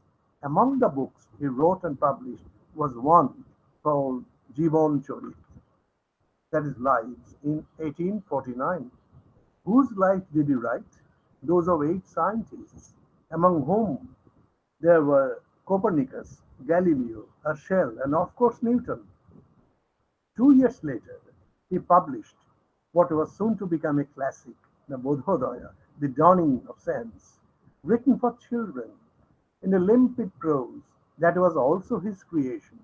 This book discussed the basics of zoology, physiology, botany, mathematics, physics, chemistry, and geography. There was very little place for God here, and even that little place was taken away from God in the later editions. Meanwhile, some people belonging to the minority group among the British administration, probably they favored the spread of the so-called second culture as against the humanistic culture, the second culture that is science-based culture. Now this group, among the British administration, they came out in support of Vidyasagar, as a result of which he was brought back to Sanskrit College on 5th December 1850, this time with full power. Soon he became the principal of his alma mater. He was now apparently in complete command and all set to launch a sweeping educational reform, a new drama involving the struggle between the two cultures soon unfolded. Right in December 1850, he submitted a plan for the radical educational reform. Its basic elements were the study of mathematics, Sriti, and logic, that is Nyaya, had to be modernized along rationalistic lines. Modern Western mathematics had to be introduced in the curriculum of ancient Indian mathematics and astronomy, and English must be made compulsory. Bina Ghosh informs us that in the archives of Sanskrit College there is a long unpublished document titled Notes on the Sanskrit College, handwritten by Vidyasagar and running to 26 long paragraphs. These notes, dated 26 April 1852, uniquely and elegantly bring out his educational ideas in their entirety. In this draft document, Vidyasagar writes, in mathematics, Lilavati and Bijaganita are the textbooks. Now, Lilavati treats of arithmetic and mensuration, and Bijaganita of algebra. These two works are very meager, and from a curious perversion of ingenuity and obsessed of a right sense of the real value and object of such studies, the author, that is Bhaskaracharya, the author has made them so difficult by putting the rules and questions in verse that the students cannot go through them in less than 3 or 4 years. The examples are very few. The fact is, the study of Sanskrit mathematics is not only nearly useless in itself, but it interferes largely with other studies.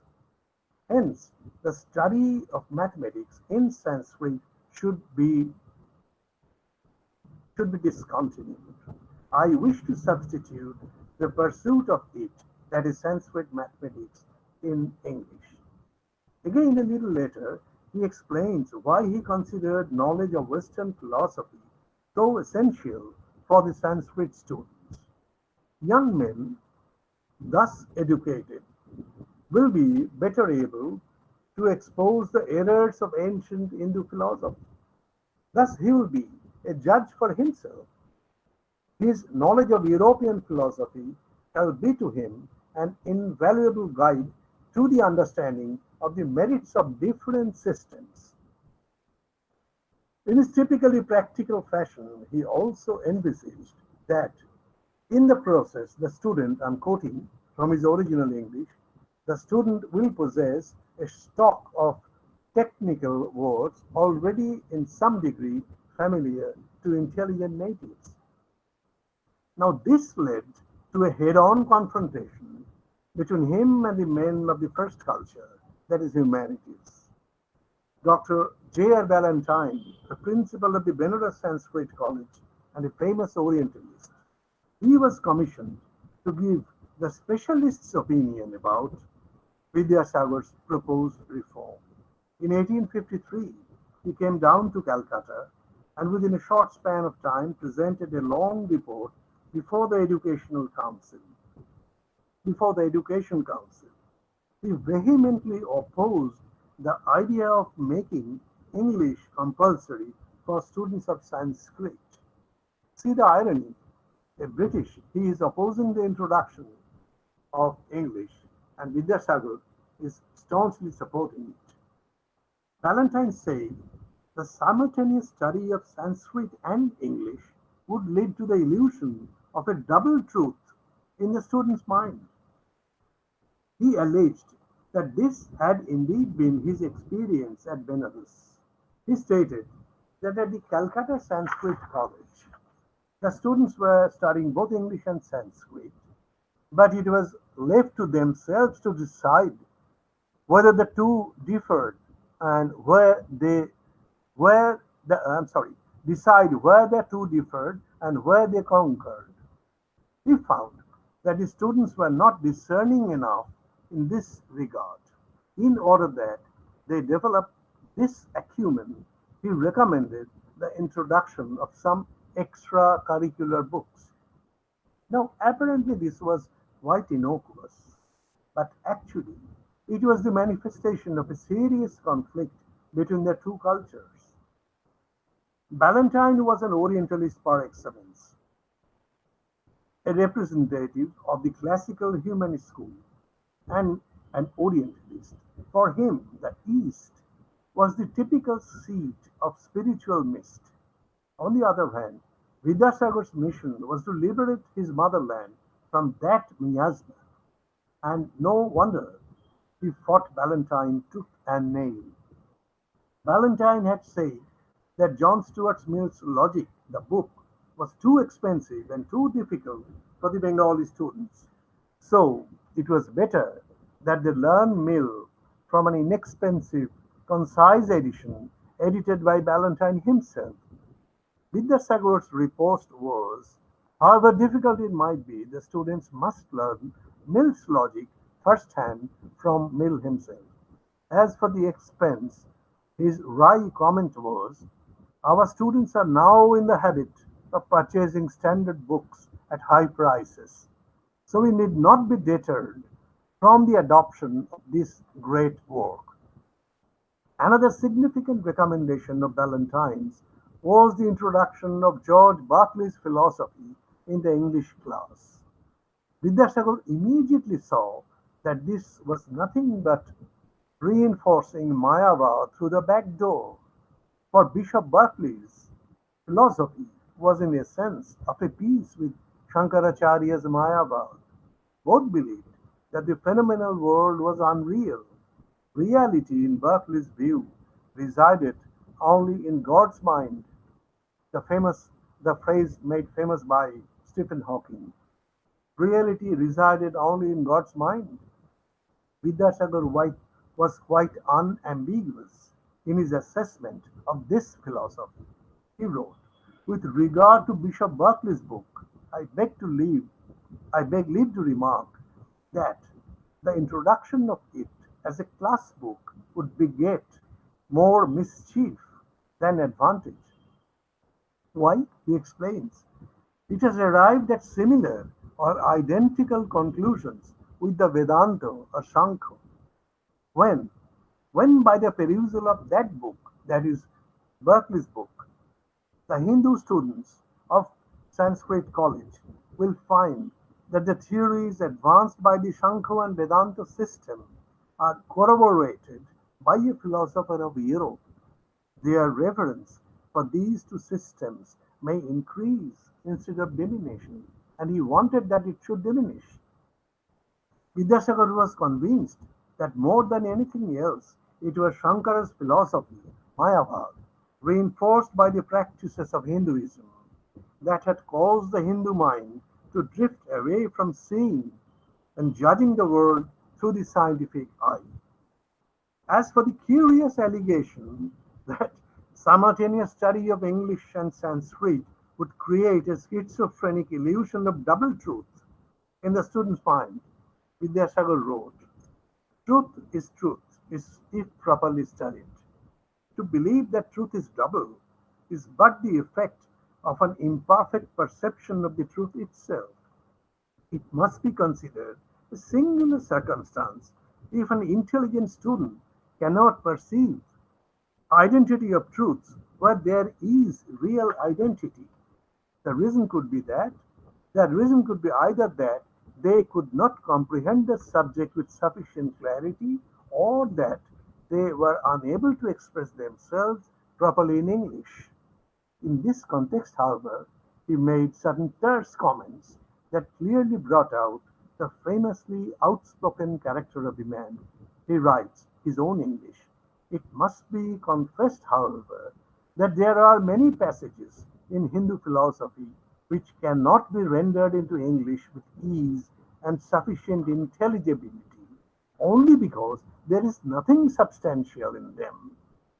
The Pandit also asseverated the famous statement that Vedanta and Shankho were false systems of philosophy is no longer a matter of doubt, matter of dispute. These systems, false as they are, command unbounded reverence from the Hindus. Whilst teaching these in the Sanskrit course, we should oppose them by sound philosophy in the English course to counteract their influence.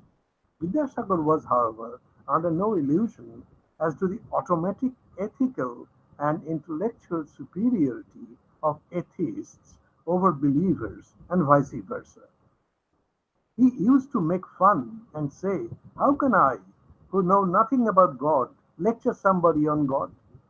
Indeed, if he were in any way theoretically concerned with God's existence or otherwise, he would not have discarded the theistic Vedanta with the atheistic Shankar in the same breath as false systems. Thus, the only valid conclusion is, while assessing the truth or falsity of a philosophical system, his only criterion was whether that system would inspire people to understand empirical reality or not, to recognize necessity. This is brought forth more explicitly in his debate with Dr. J.R. Valentine. Here I must say that Ramakrishna Bhattacharya, he has shown that this Shankho to which Vidyasagar is referring is not the original atheistic Shankho of Kapil. Actually, it has become much closer to Vedanta as the days had progressed. So it can be said, if I am allowed to say, that this is an adulterated Shankho. So Vidyasagar was more against the adulterated Shankho, which was closer to Vedanta than to the original atheistic Shankho propounded by Kapil. So I come to the point, the moot point. When Valentine the Orientalist uncritically announced that the English sciences had actually developed from the original Sanskrit seeds of truth, Vidyasagar differed. He said it was not possible to show the real agreement between the Hindu Shastras and modern science. But even if one assumed, for argument's sake, that such agreement did exist, what would follow? According to Dr. Ballantyne, one purpose of teaching both English and Bengali at the Sanskrit College was to develop a group of men acting as a bridge between the orthodox Hindu Pandits and the modern, that is, post-Galilean European science and learning. Apparently, this was quite laudable an aim until Vidyasagar laid bare its absurdity, comparing the bigotry of the learned of India with Caliph Amru, who ordered the burning of the books at the Alexandrian library. Vidyasagar wrote, I'm quoting his original English, they believe that their Shastras, that is the Pandits, the Sanskrit Pandits, they believe that the Shastras have all emanated from omniscient rishis and therefore cannot but be infallible. When in the way of discussion or in the course of conversation, any new truth advanced by European science is presented before them, they laugh and ridicule. When they hear of a scientific truth, the germs of which may be traced out in their Shastras, instead of showing any regard for that truth, they triumph, and the superstitious regard for their own Shastras is redoubled. Vidyasagar conceived the modern age as an essentially new world, which called for a new set of people informed with a new culture. These people would be scholars in Sanskrit literature and language, but averse to the anti-science philosophies of ancient India. They would have complete mastery over their mother tongue and be inspired by Baconian inductivist philosophy of science. Their task would be to disseminate the ideas of modern ecumenical science among the countrymen. He dreamed of an integrated culture of which modern science would be an essential component. In his closely argued counter-report to the Council, he explained all this systematically and unambiguously. This counter-report put the Council in a fix. They took a non-committal stance. They expressed delight at Ballantyne's tribute to Vidyasagar's erudition. However, they also suggested that Vidyasagar accept Ballantyne's recommendations. Now he came out in his dreaded color.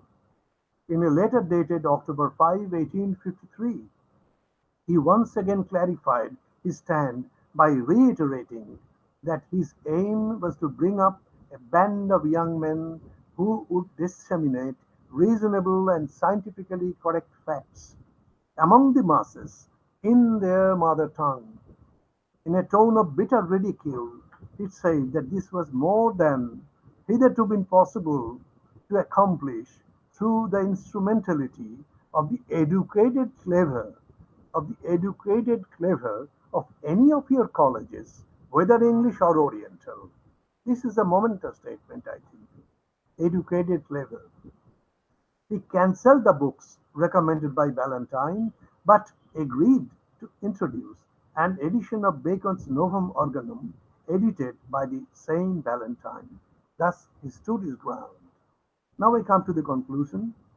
Iswar Chandra Vidyasagar and Akhoy Kumar Datta was indeed the two pioneers of rationalistic, empiricist, and inductive ideas in Bengal. However, that does not mean that they were successful in their mission. Quite the contrary.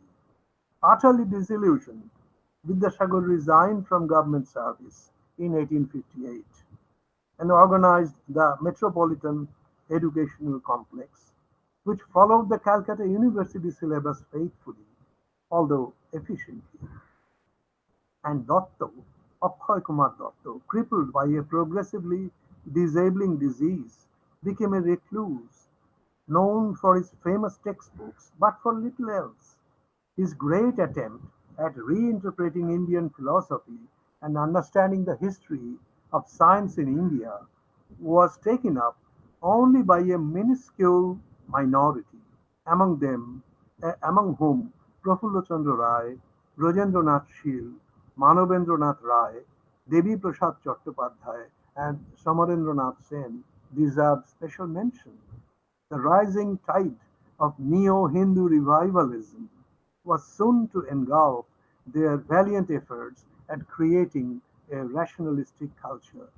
Now, this probably shows that unless integrated with the interests of a progressive and productive class, mere intellectual struggle for attaining the emancipation of the mind is bound to fail, particularly in a colonial setup.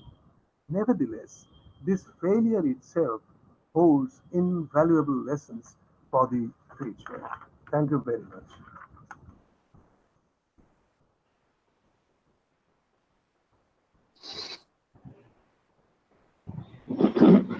Thank you very much, sir, for your nice and informative lecture. Now is the time for the discussion. I had a small question. Yeah, please, sir. Please, sir. Ashish Babu, thank you so much for your illuminating talk. I had one query that I should like to address to you, Please. which is this. I'm aware of Professor Bhattacharya's critique of, this general feeling that Vidyasagar dispelled both Shankha and Yoga. Shankha and Vedanta at the same time. Yes. The odd thing about is that Shankha and Vedanta belong to two very different schools of thought. Yes. One of them is materialist, or was originally so, and the other is idealistic, highly idealistic. Right. To say, therefore, that both are false at the same time is a logical oddity. Yes. I mean, you can't say that. And Yeah. what Professor Bhattacharya says is, I think, at best a speculation. And so, therefore, deduce from that that later Shankho is a corruption, I think is a value judgment. You cannot be sure of that. It may be a process of evolution, of change within the discourse of Shankho. So, I mean, I think we need to think on those lines. Yes, it is, but what Dr. Bhattacharya showed, that it was indeed a process of evolution, but during the process of evolution, it got corrupted. The basic Why does he call it? Why does he call it corruption? corruption, I mean, that is what I'd like to understand. because the very premise of Shankho, that there exists Ishwara Siddhe Pramanavad, the very basis of the universe do not depend on the concept of God. That very premise was denied, and the concept of God was somewhat forcefully introduced into the philosophy. And I think, just a moment, I think Bankim Chandra had also commented on the same line in his discussion about Shankho, that the original Shankho was different from this Shankho, the Shankho Karika that is available to us from the 14th century. So what Vidyasagar was pointing was this Shankho Karika available to us from the 14th century and not the original Shankho. This is the explanation given by Dr. Bhattacharya, and I think I find it quite plausible. The only point that I want to make here is this. I am aware of the difference between early Shankho and later Shankho. And if you call this evolution and change, I can understand it. But to call it corruption would be a bit too much, because I think that's a value judgment. If you go by that logic, then you have to also admit that the critiques of Shankaras or Advaita were also corruptions. They were not. They were different schools of philosophy within Vedanta. See, Dvaita and Vishishtadvaita are not corruptions. They are changes and critiques of Shankara's position. So therefore, I think we need to rethink that line of argument. That's all. You need no answer. I think it is basically a quarrel between terminologies. But the very essence was that the original Shankha was no longer available after the 14th century, and Vidyasagar meant that kind of Shankha, which he did not like. So this was more akin to the Vedanta system. That is the point. Through evolution, the Shankha had become much closer to the Vedanta. Even Vivekananda had explained Shankha and Vedanta in the same vein, Shankha Vedanta. So when Vidyasagar was grouping Shankha and Vedanta together, he basically meant Shankar's Mayavad and this, in your words, this evolved Shankha, which was available after the 14th century. Vidyasagar's point was that he was against Mayavad and the Shankha of the 14th century. Thank you. Thank you very much. Thank you very much, sir. If there is any questions or queries from the end of participants, I request Milan to present them. Sir, there is two questions in chat box. Arun Mukherjee asks, sir, don't you think that the utilitarian element in the Bukanian system exposed by this such mastermind contradicts with the ideal system of education in context of country like India? And other question is, with the educational policy sharply consisting the theories foundations of Indian philosophies, should we presume that he was finally more Western and totally deny the Indic values? পবিত্র স্যারের একটা question আছে, সেটা পবিত্র সরকার স্যারকে একটা প্রশ্ন করে বলে দিই আমি। সব্যসাচী চৌবে প্রশ্ন করেছেন যে বিদ্যাসাগর মহাশয়ের বার্তা কিভাবে পথভ্রষ্ট যুবক সমাজকে সঠিক রাস্তার সন্ধান দেবে। এই তিনটে প্রশ্ন আছে। আগে পবিত্রবাবু বলে নিলে ভালো হয়। এটা আমি আলোচনার মধ্যে বলেছি যে এই একাগ্রতা, জেদ এবং তার সঙ্গে মানবিক করুণা এবং এই নানান ধরনের ভেদ বিভেদ ভুলে মানুষের এসেন্সটাকে বুঝে নিয়ে মানুষের সঙ্গে যুক্ত হওয়া, এই ব্যাপারটাই যদি আমাদের যুবক সমাজ অর্জন করবার চেষ্টা করে তাহলেই যথেষ্ট। বড় বড় জ্ঞান, বড় বড় বিদ্যা, বড় দক্ষতা সেগুলো তো আছেই, এতে সমাজের পক্ষে তারা উপযোগী হবে। কিন্তু বিদ্যাসাগরের বিজ্ঞান মনস্কতা এবং তার মানবিকতা এবং তার জেদ, লড়াই করে না হারার ইচ্ছে, এই গুণগুলো যদি আমরা আয়ত্ত করবার চেষ্টা করি সব রকম প্রতিবন্ধকতা সত্ত্বেও, তাহলে মনে হয় আমরা বিদ্যাসাগরের দিকে দু এক পা এগোতে পারব। হ্যাঁ, আমার আমার কাছে যে প্রশ্নটা এসছে আমি সেটা নিয়ে বলি যে we have to look at the question in the background of the history of science. Vidyasagar wanted to build a scientific culture, that education should imbibe a scientific culture. Now, what is this science?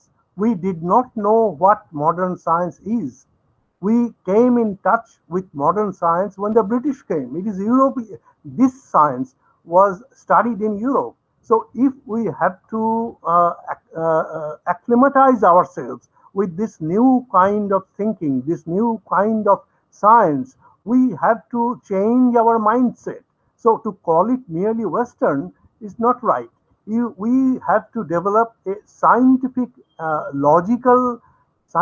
and logical mindset. For that, he thought that the philosophy of Francis Bacon, as Okhodatta thought the philosophy of Auguste Comte, they had their own preferences.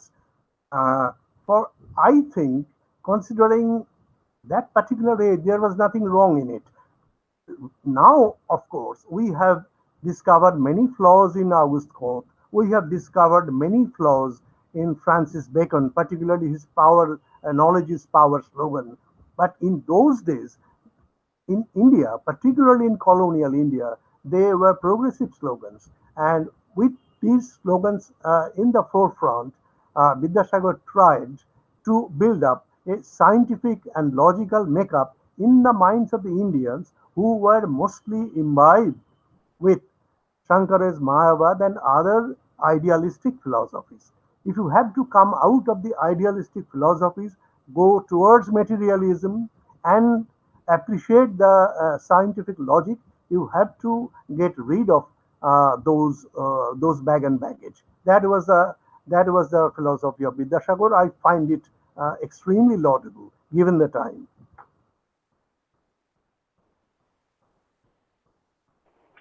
আর একটা প্রশ্ন আছে পবিত্র সরকার স্যারকেই, যে বাংলাদেশের ইতিহাস রচনায় বিদ্যাসাগরের ভূমিকা কি ছিল? প্রশ্ন করেছেন পলাশ Saha.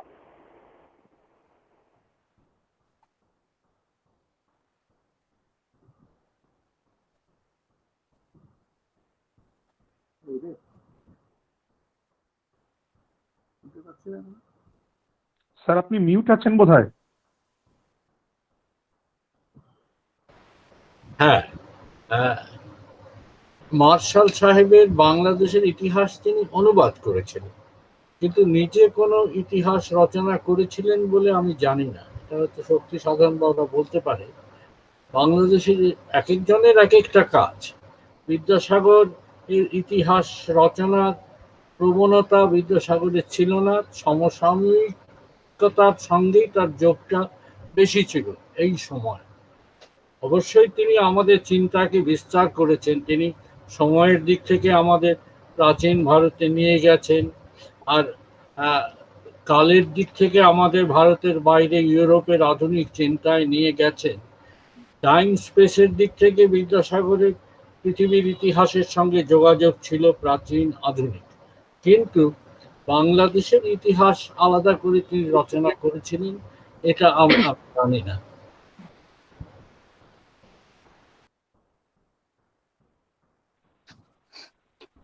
Thank you very much, sir, for the wonderful lecture and the wonderful discussion session. Now we are moving to our next section. Our last speaker is Dr. Debjani Sengupta, Associate Professor of English, Indraprastha College for Women, New Delhi. I would like to request Sandipan sir again to introduce the speaker.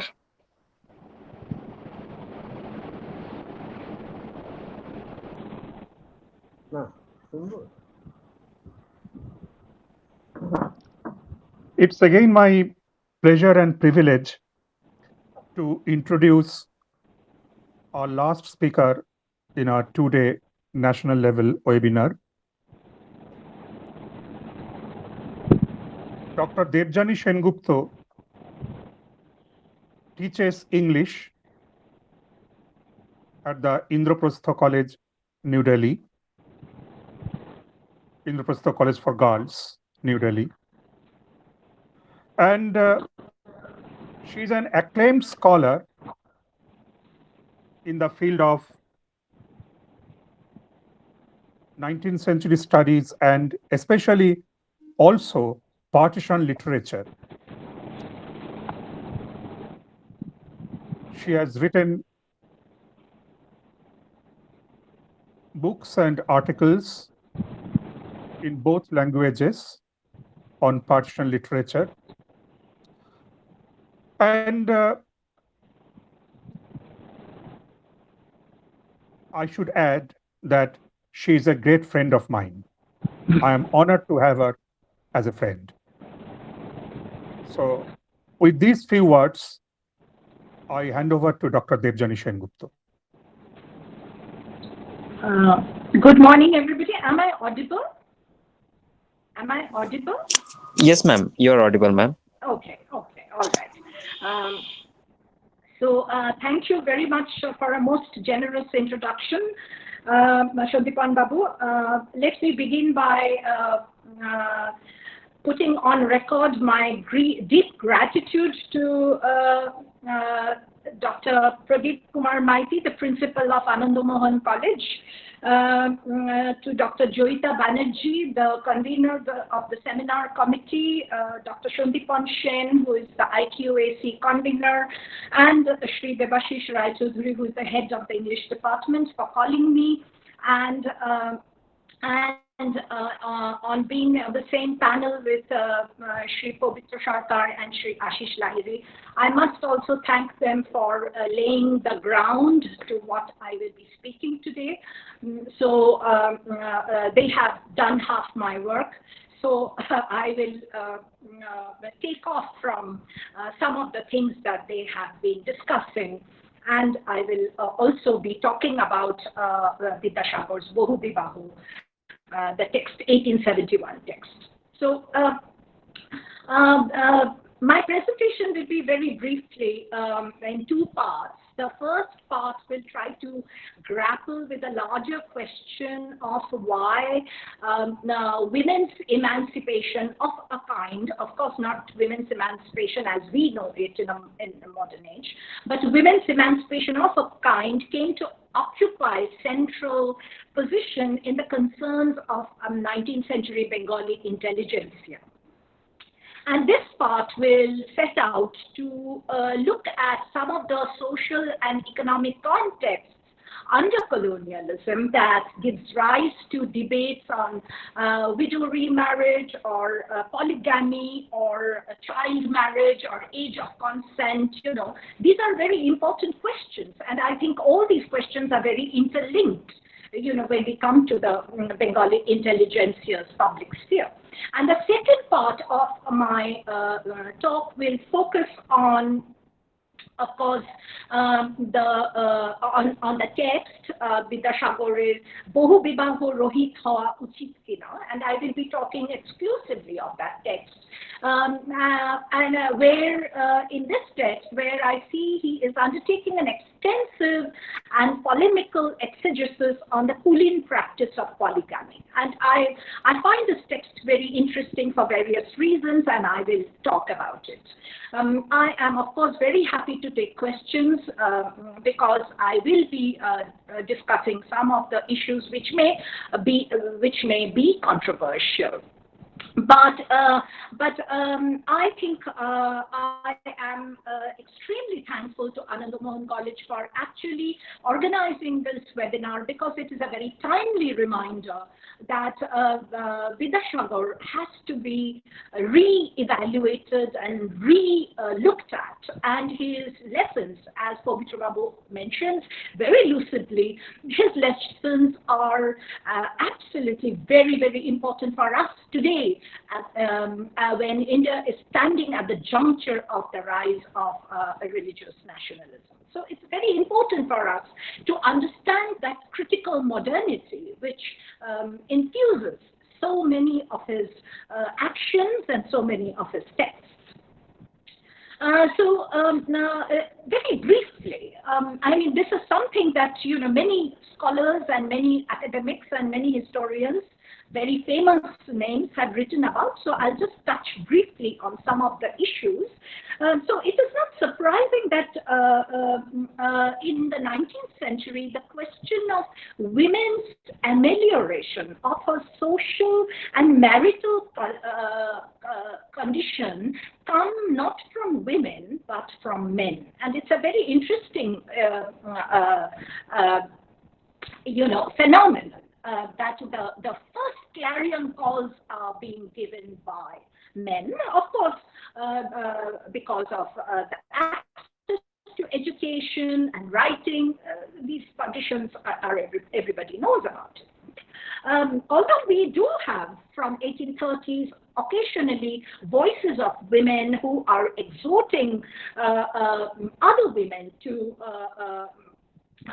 rise, to be educated, and urging their men folk to extend education to women and to end polygamy. For instance, the Samachar Darpan in 1835 reports a letter written by an anonymous woman who calls upon the men of her times, her contemporary men, to actually extend education to women. And in as early as 1819, Ram Mohan's Attiya Sabha gives a call to stop Shoti Pratha and to stop the polygamy, amongst other evils. We also see in the 30s and 40s the Derosians who are who anticipate Vidyasagar in many ways and by advocating widow remarriage and attacking Kulin polygamy. So, and we must of course also remember the young Brahmo Samaj adherents under Iswar Chandra Vidyasagar, who had sometimes waged militant campaigns to bring equal rights to women and for breaking caste practices and caste barriers. So what I'm trying to establish is that Vidyasagar was not a one-off phenomenon. He was part of a public discourse. He was part of a public sphere of discussions on women's questions, which I think is very important for us to understand. And he comes, I would say that he is, of course, the pinnacle of that tradition of public discourse, but he is very much part of a discourse which is already present before his time. So the public sphere of Bengali intelligentsias, the Bengali Western educated intelligentsia were fundamentally, of course, molded by colonialism, and Ashish Babu's lecture lays it very clear how colonial practices and colonial education and colonial textbooks actually formulates this worldview, and we, of course, must evaluate the colonial context before we understand the radical potential of Vidyasagar's work, even when we acknowledge and understand the limitations of what he achieved. To begin with, we must understand that the intelligentsia of colonial Bengal derived various portions. They were deeply implicated in land ownerships of different kinds. From the last decades of the 18th century, permanent settlement had generated and provided a kind of comfortable living to landlords. And although there were certain colonial moves, like in 1859, there was the first Rent Act, which was passed to secure the claims of occupancy. The landlords were, the class of landlords were quite sure that they were opposed to it, and this landowning class, which derived their income from the land and looked towards colonial education as a source of social mobility, is of course also, they also belong to a kind of hierarchy through intermediate tenures or through superior riot rights, and they are looking towards a kind of climb up the social ladder of success via English education and liberal professions. So in the context of this kind of economic underpinnings of the settlement and the growth of scientific values and educations, which Ashish Babu talked about, I remember the Indian Association for the Cultivation of Science was founded in 1876. And before that, there were in fits and starts various ways in which scientific education was. It had already begun in Bengal, and there was, of course, a concerted move by this Western educated intelligence here to remodel their own social and ethical norms of behavior, as well as to define their own attitudes in social and domestic spheres. So what I'm trying to say is that although there are no autonomous women's movement during this time, the spread of primary education also means that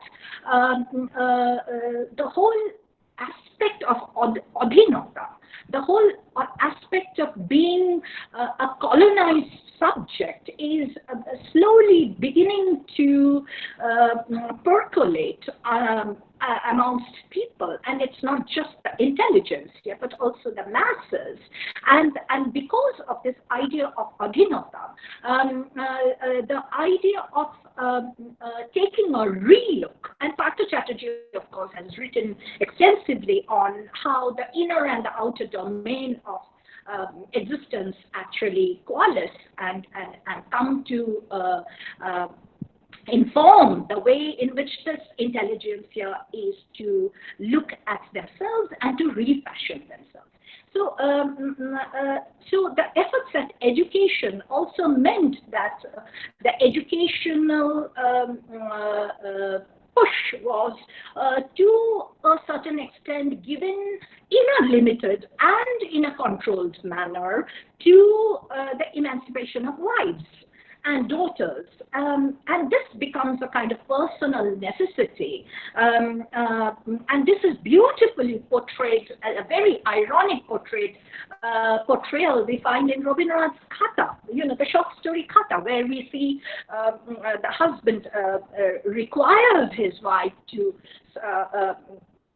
wants a certain kind of education for himself, but doesn't stop, but doesn't want that same kind of education for his wife because he has to have control over her thought processes.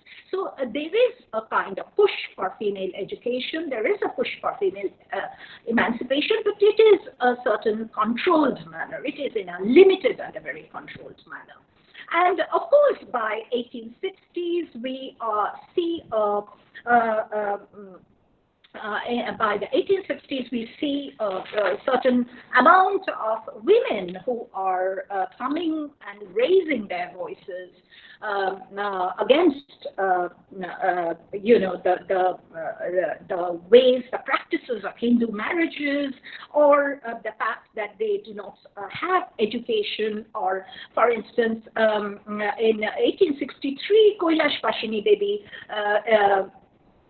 in a short article, Hindu Mohila Ganer Hinavastha, would lament that conjugal love has disappeared from our country. It's a very big thing to say. The conjugal love has disappeared from our country, and that Hindu women suffered more than anyone else in the world. This of course brings to mind immediately many of the passages of Bahu Vibaho, and I'm going to read some of it.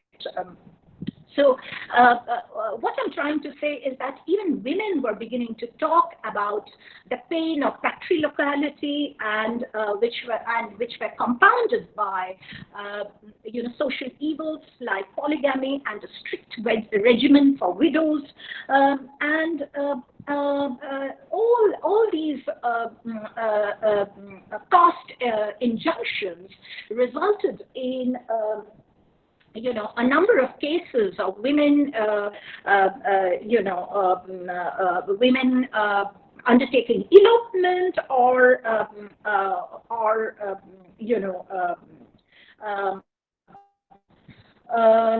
taking up prostitution because of Kulak Pagini. Iswar Chandra has so many stories based on this aspect of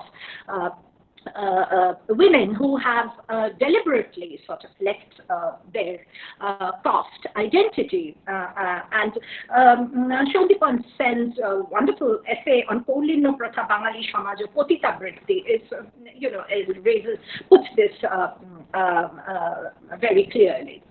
Let me now come to Bahu Vibaho, and I want to take up some of these ideas and see how Vidyasagar actually looks at Kulin polygamy and the way he looks at it. So this text, I see, comes within the tradition of skeptical, rational tradition that Ashish Babu was talking about, and it comes within what Pavitra Babu talks about, the Shusthun Nastikata. It comes within that tradition. But I feel that in Bahu Vibaho, he was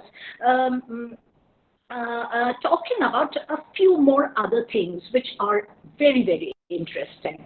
Of course, the text is a product of colonial rule as much as it looks at, like many other reformist texts of Ram Mohan or of Jyotiba Phule, it looks towards the rule of law of the British government. He appeals to the British government to intercede on this evil practice, and it is a very much part of other reformist texts from Maharashtra or earlier, even from Bengal. So, for instance, in 1855, a petition under Vidyasagar's leadership was sent to the East India Legislative Council to enable widows to remarry, while it drew a counter petition of almost 33,000 signatures. So, he was really on a lone wicket there. And on 27th December 1855, Vidyasagar writes another appeal against the practice of polygamy. And this, of course, doesn't bear much fruit, because 1857, because of the Sepoy Mutiny, the British government is, of course, extremely wary about interfering in social and religious practices of their subjects.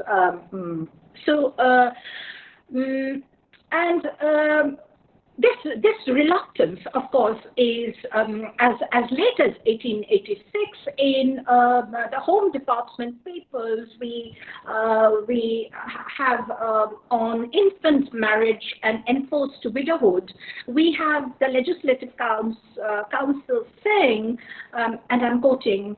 This is 1885-86, legislation, though it may be didactic in its effect, should not be undertaken for merely didactic purpose. And in the competition of influence between legislation on the one hand and caste or custom on the other, the condition of success on the part of the former is that the legislature should keep within its natural boundaries and should not, by overstepping those boundaries, place itself in direct antagonism to social opinion. So here we see a kind of a rationale that is being given by the British. Remember, after 1857, it is the British Empire which is directly taking charge of India, and there is a kind of wariness that we see on the part of the British to overstep custom or caste rules. Now, in Bahu Bibaho, I see Bahu Bibaho as a text of various intentionalities. I take the term from Kumkum Sambhari, and although the text is centered on altruism and reform, its intentionalities are manifold, and this is what is very interesting about that text.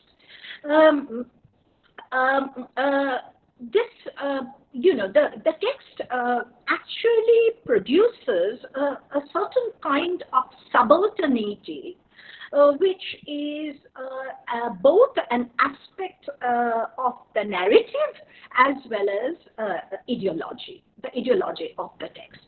So the first subalternity, I see that in terms of the affect or emotion.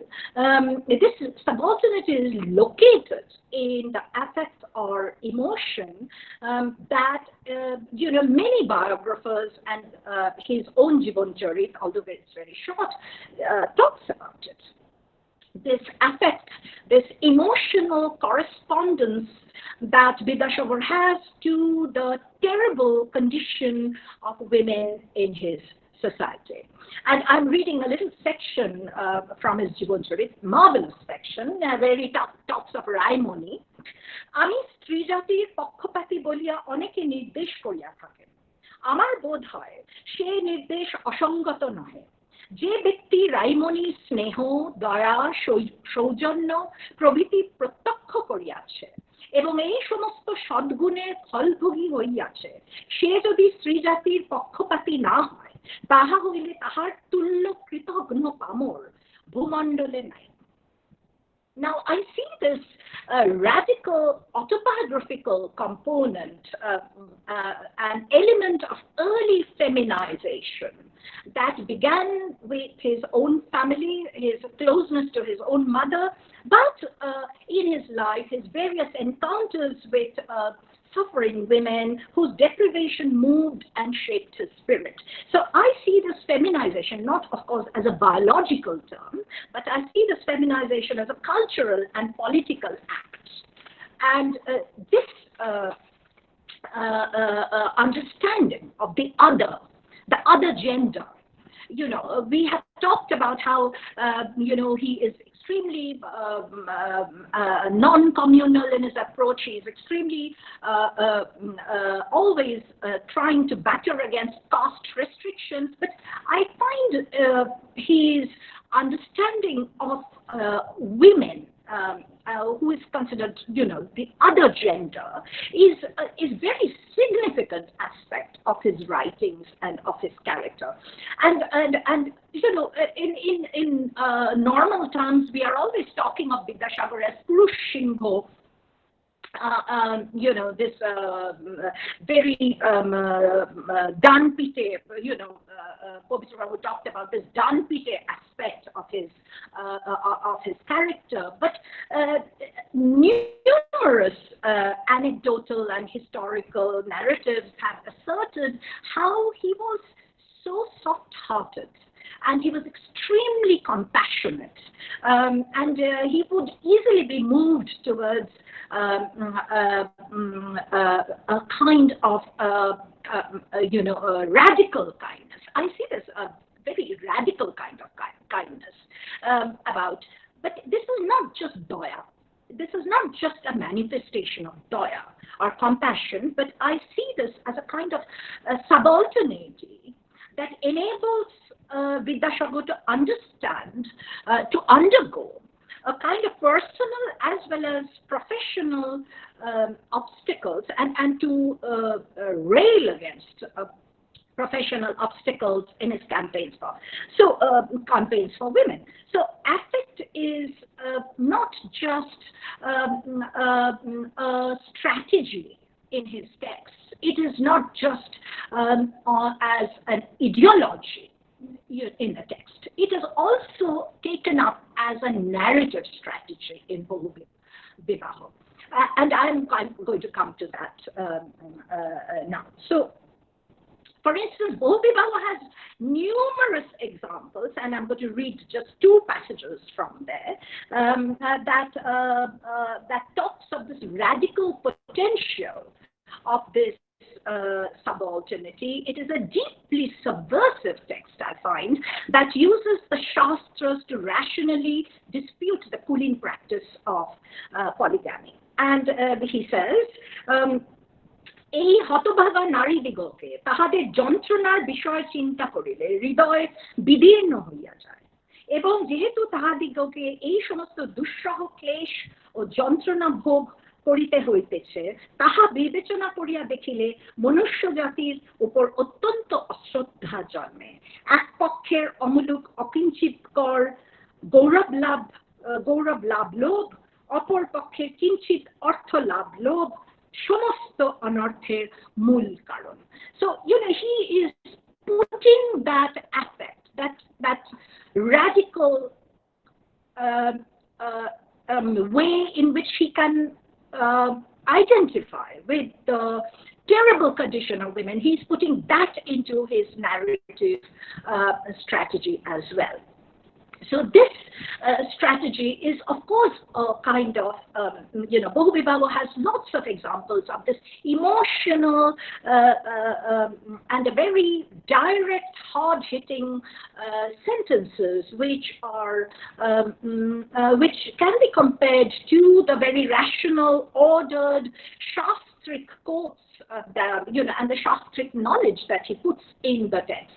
So I see there is a kind of constant movement within the text between these two spheres, these two aspects of languages, and that makes the text extremely interesting. So the strategy, the aspects of language that I'm talking about is, of course, also in the use of categories of Brahmanism, which he sets out to exemplify Kulin Pratha.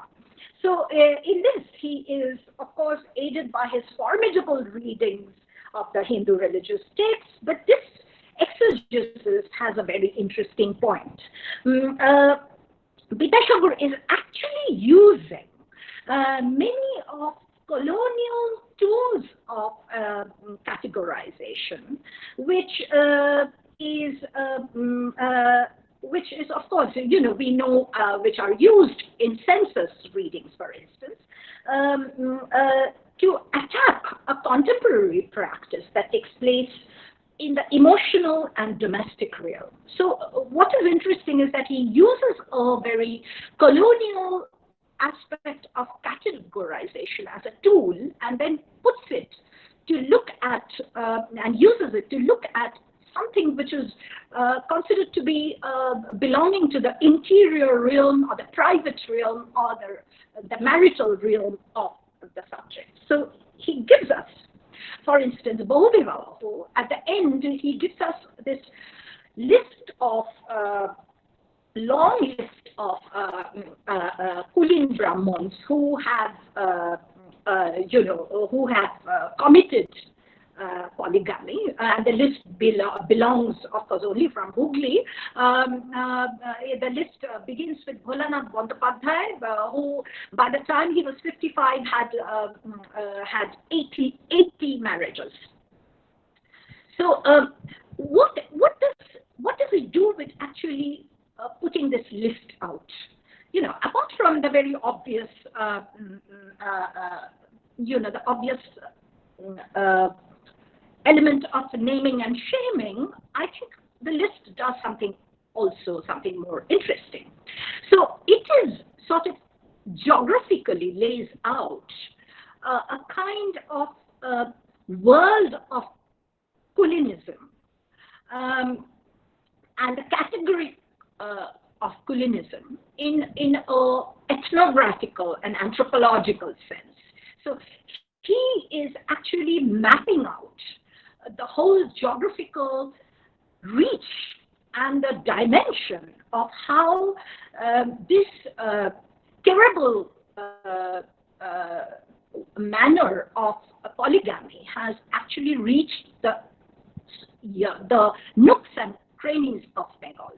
So this is, I think, this categorization then appeals, of course, to the rationality and understanding of his readers, but it is, I think, also part of his polemical practice,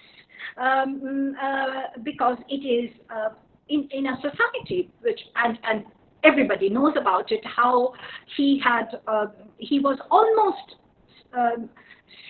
single-handedly have taken up the fight against polygamy. There was very little support for him in many ways, but in this society which is rife with orthodoxy and with prejudices and superstitions, this categorization, although it's using a colonial tool, is implicating its readers. So when we read that list, contemporary readers would be implicated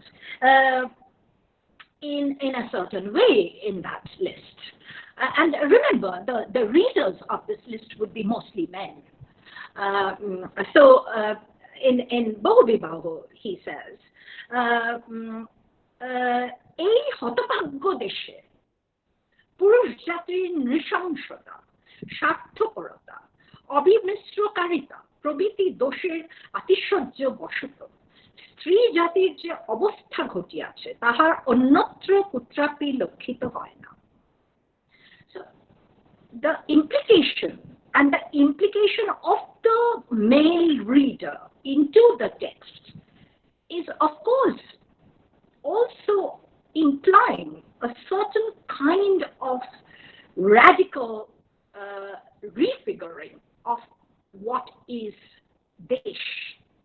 And of course, this is not, it is many years before, that kind of concerted nationalism would begin to take shape. But I think Vidyasagar's texts actually point towards that growth of a certain kind of nationalism. What is this Desh comprising of? And if this Desh comprises of the nishangshata, the barbarata of its male members, then we seriously need to rethink about what we want for this Desh. So it is a very nebulous kind of nationalism. I see this as a very nebulous kind of nationalism, but I see this in the implication of the male reader, and by radically implicating the male reader in this list, in this categorization, and in these exhortations through the text. He is actually urging his readers to act. So in many ways, Bohubibaho is a text that I find is not just about women and the importance of affect.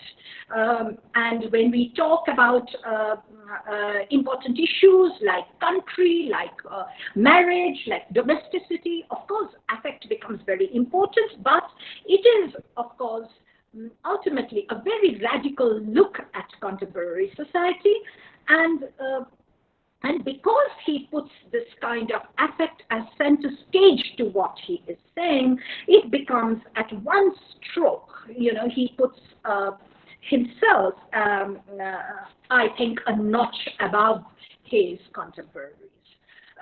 In many ways, I find Bohubibaho using a kind of critical modernism that comes out in the way in which the emotional and the rational is constantly juxtaposed and constantly speaking to each other. So if we think of the Habermasian idea of the public sphere as a place where people come to talk about things, then Vidyasagar is actually bringing into this public sphere, although of course in a limited way, because many of his fights are not successful, but he is able to, I think, to bring into this public sphere an aspect of language, an aspect of affect, an aspect of feminization, an aspect of attitude towards women that I find extremely radical.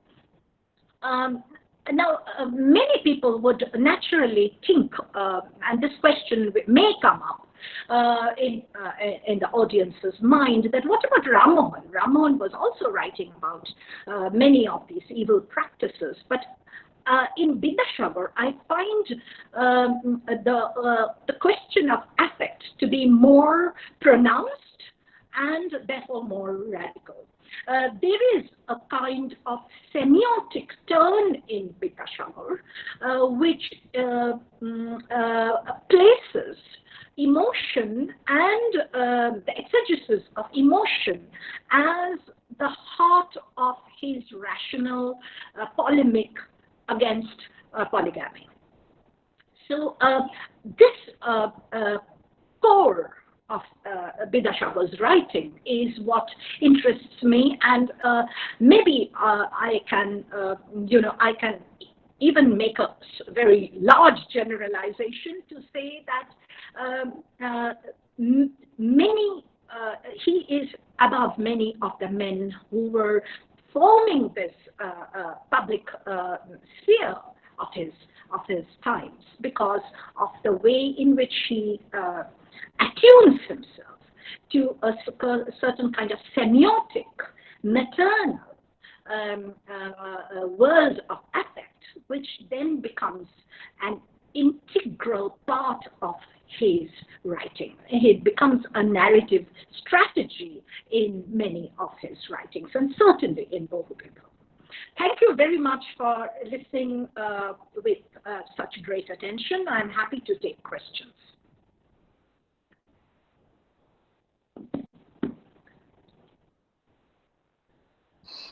Thank you very much, ma'am, for your wonderful lecture. I want to add a comment to that. Actually, I think without Vidyasagar, it was not possible for Bengali women to reach where we are. We are greatly thankful to him. I am requesting Mila to present the questions to ma'am. In chat box, there was no question.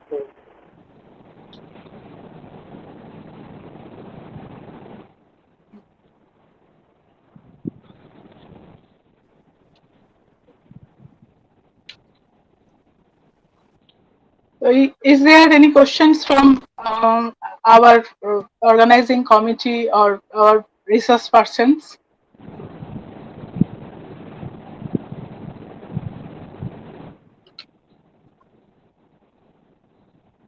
I think, Dr. Banerjee, I think we must give a couple of minutes to everybody to collect their thoughts, because three lectures, one after the other, one needs to reflect, one needs to think about it.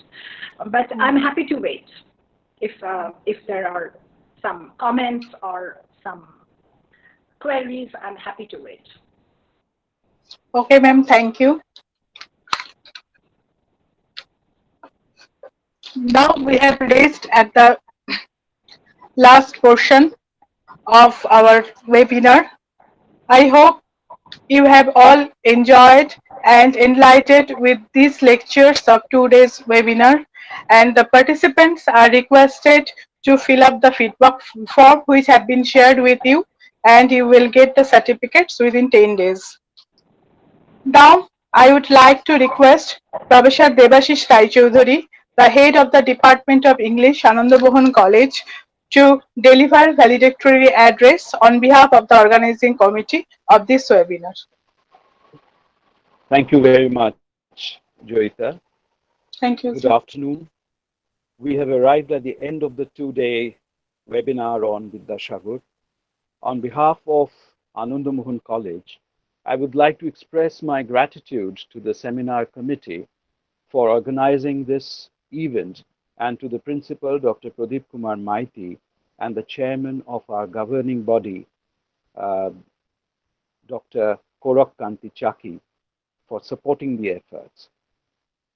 Special thanks to Dr. Shondipan Sen, the IQAC coordinator of the college, for conceiving the seminar and coordinating with the speakers, Dr. Joyita Banerjee, the convener of the seminar committee, Dr. Milan Roy of the history department for their participation.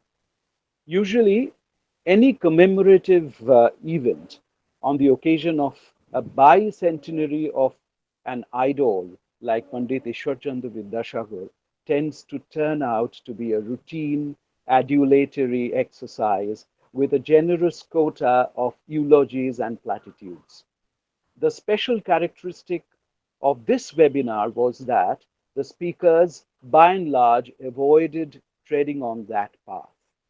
Uh, on the contrary, the two presentations on day one were critical in nature and shed new light on the life and work of Vidyasagar. The first speaker, Professor Omio Prasad Sen, reviewed the logical lacuna in Vidyasagar's argument of the widow remarriage campaign. He pointed out that the campaign suffered frustration because Vidyasagar's dependence on an interpretation of Parashar Smriti was not without loopholes. Moreover, this was only relevant for the upper caste population. He also pointed out that though Vidyasagar openly challenged the accuracy of the Shankho and the Vedanta philosophy, in personal sphere he often validated the Shastras. The speaker also pointed out that in Maharashtra, Ranaday's similar campaign received a better public response as he had simultaneously addressed the problem of child marriage. The second presenter of the day, Dr. Shakti Sadhan Mukhopadhyay, was bitterly critical of the insufficiency of the Bengalis in commemorating Day-2 and Vidyasagar after they passed away. The committee formed by the government was headed by the pro-British representative of the royalty, young Nripendra Narayan, who was not eligible for assessing the greatness of Vidyasagar. It needed Rabindranath a few years later to write a proper tribute to the great man, where he had openly criticized the inefficiency of the Bengalis. The first speaker of day 2 was Professor Pavitra Sarkar. He spoke about Vidyasagar as a teacher. Teacher Teachers usually prepare learning material and also live an exemplary life. Teachers can be role models, and Vidyasagar was one such role model for us. His journey from his humble beginning to the pinnacle of his achievement is exemplary but extremely tedious. Despite being a scholar, he was also deeply concerned with the common people. This is a phenomenon which is not very common. His atheistic attitude is also reflected in the secular and the rational primers that he had created in an age where there was no precedence of science and scientific thought. He probably influenced Mahatma Gandhi in adopting the Indian outfit. Vidyasagar did not want to create a model for the docile good boy in the colonial setup, but that was a kind of a social need of the time. The Bengali language evolved a lot in his writing. His lone fight against the evils of the society is also exemplary. Ashish Lahiri, the second speaker of today, spoke on the development of rationality in Bengal through Akhoy Kumar Dotto and Vidyasagar. He emphasized on how the Baconian empirical philosophy was preferred by the eminent Indians in designing the education system of modern India as opposed to the Sanskrit-based education.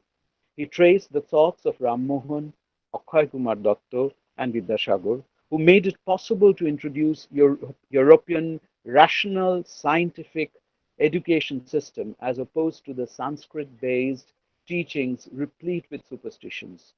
He narrated how Vidyasagar, after becoming the head of his alma mater, Sanskrit College, plunged full-fledged into introducing the Western rationalistic education despite tremendous amount of opposition.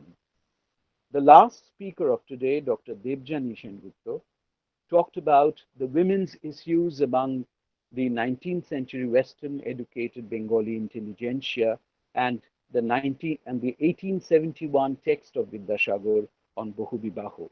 She pointed out how even women started becoming vocal about these issues by that time. She analyzed how Vidyasagar was putting the Kulin Protha under scanner. She discussed the different intentionalities and the subalternity in terms of the text. She thought that it was a very radically subversive text. I sincerely thank all the speakers for taking out time to be here with us and sharing their invaluable thoughts. The various perspectives of Vidyasagar offered by the speakers in their presentations not only reconstructed a comprehensive picture of Vidyasagar, but also placed Vidyasagar in the complex socio-philosophical perspective of the 19th century. We thank all the participants for coming up with interrogations which made the sessions more exciting. Last but not the least, I would like to thank the team of technicians headed by Sri Sujan Shaha, who helped us to make this webinar technically smooth. Also, a warm thanks to Google and YouTube for extending their portals. Thank you very much.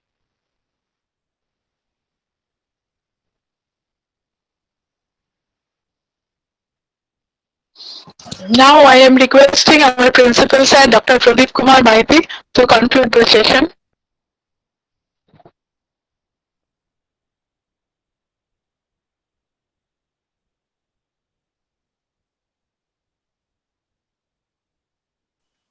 Sir, you are not audible. Please unmute yourself, sir. Yes. I thank you all for this participation in this webinar and namaskar to all.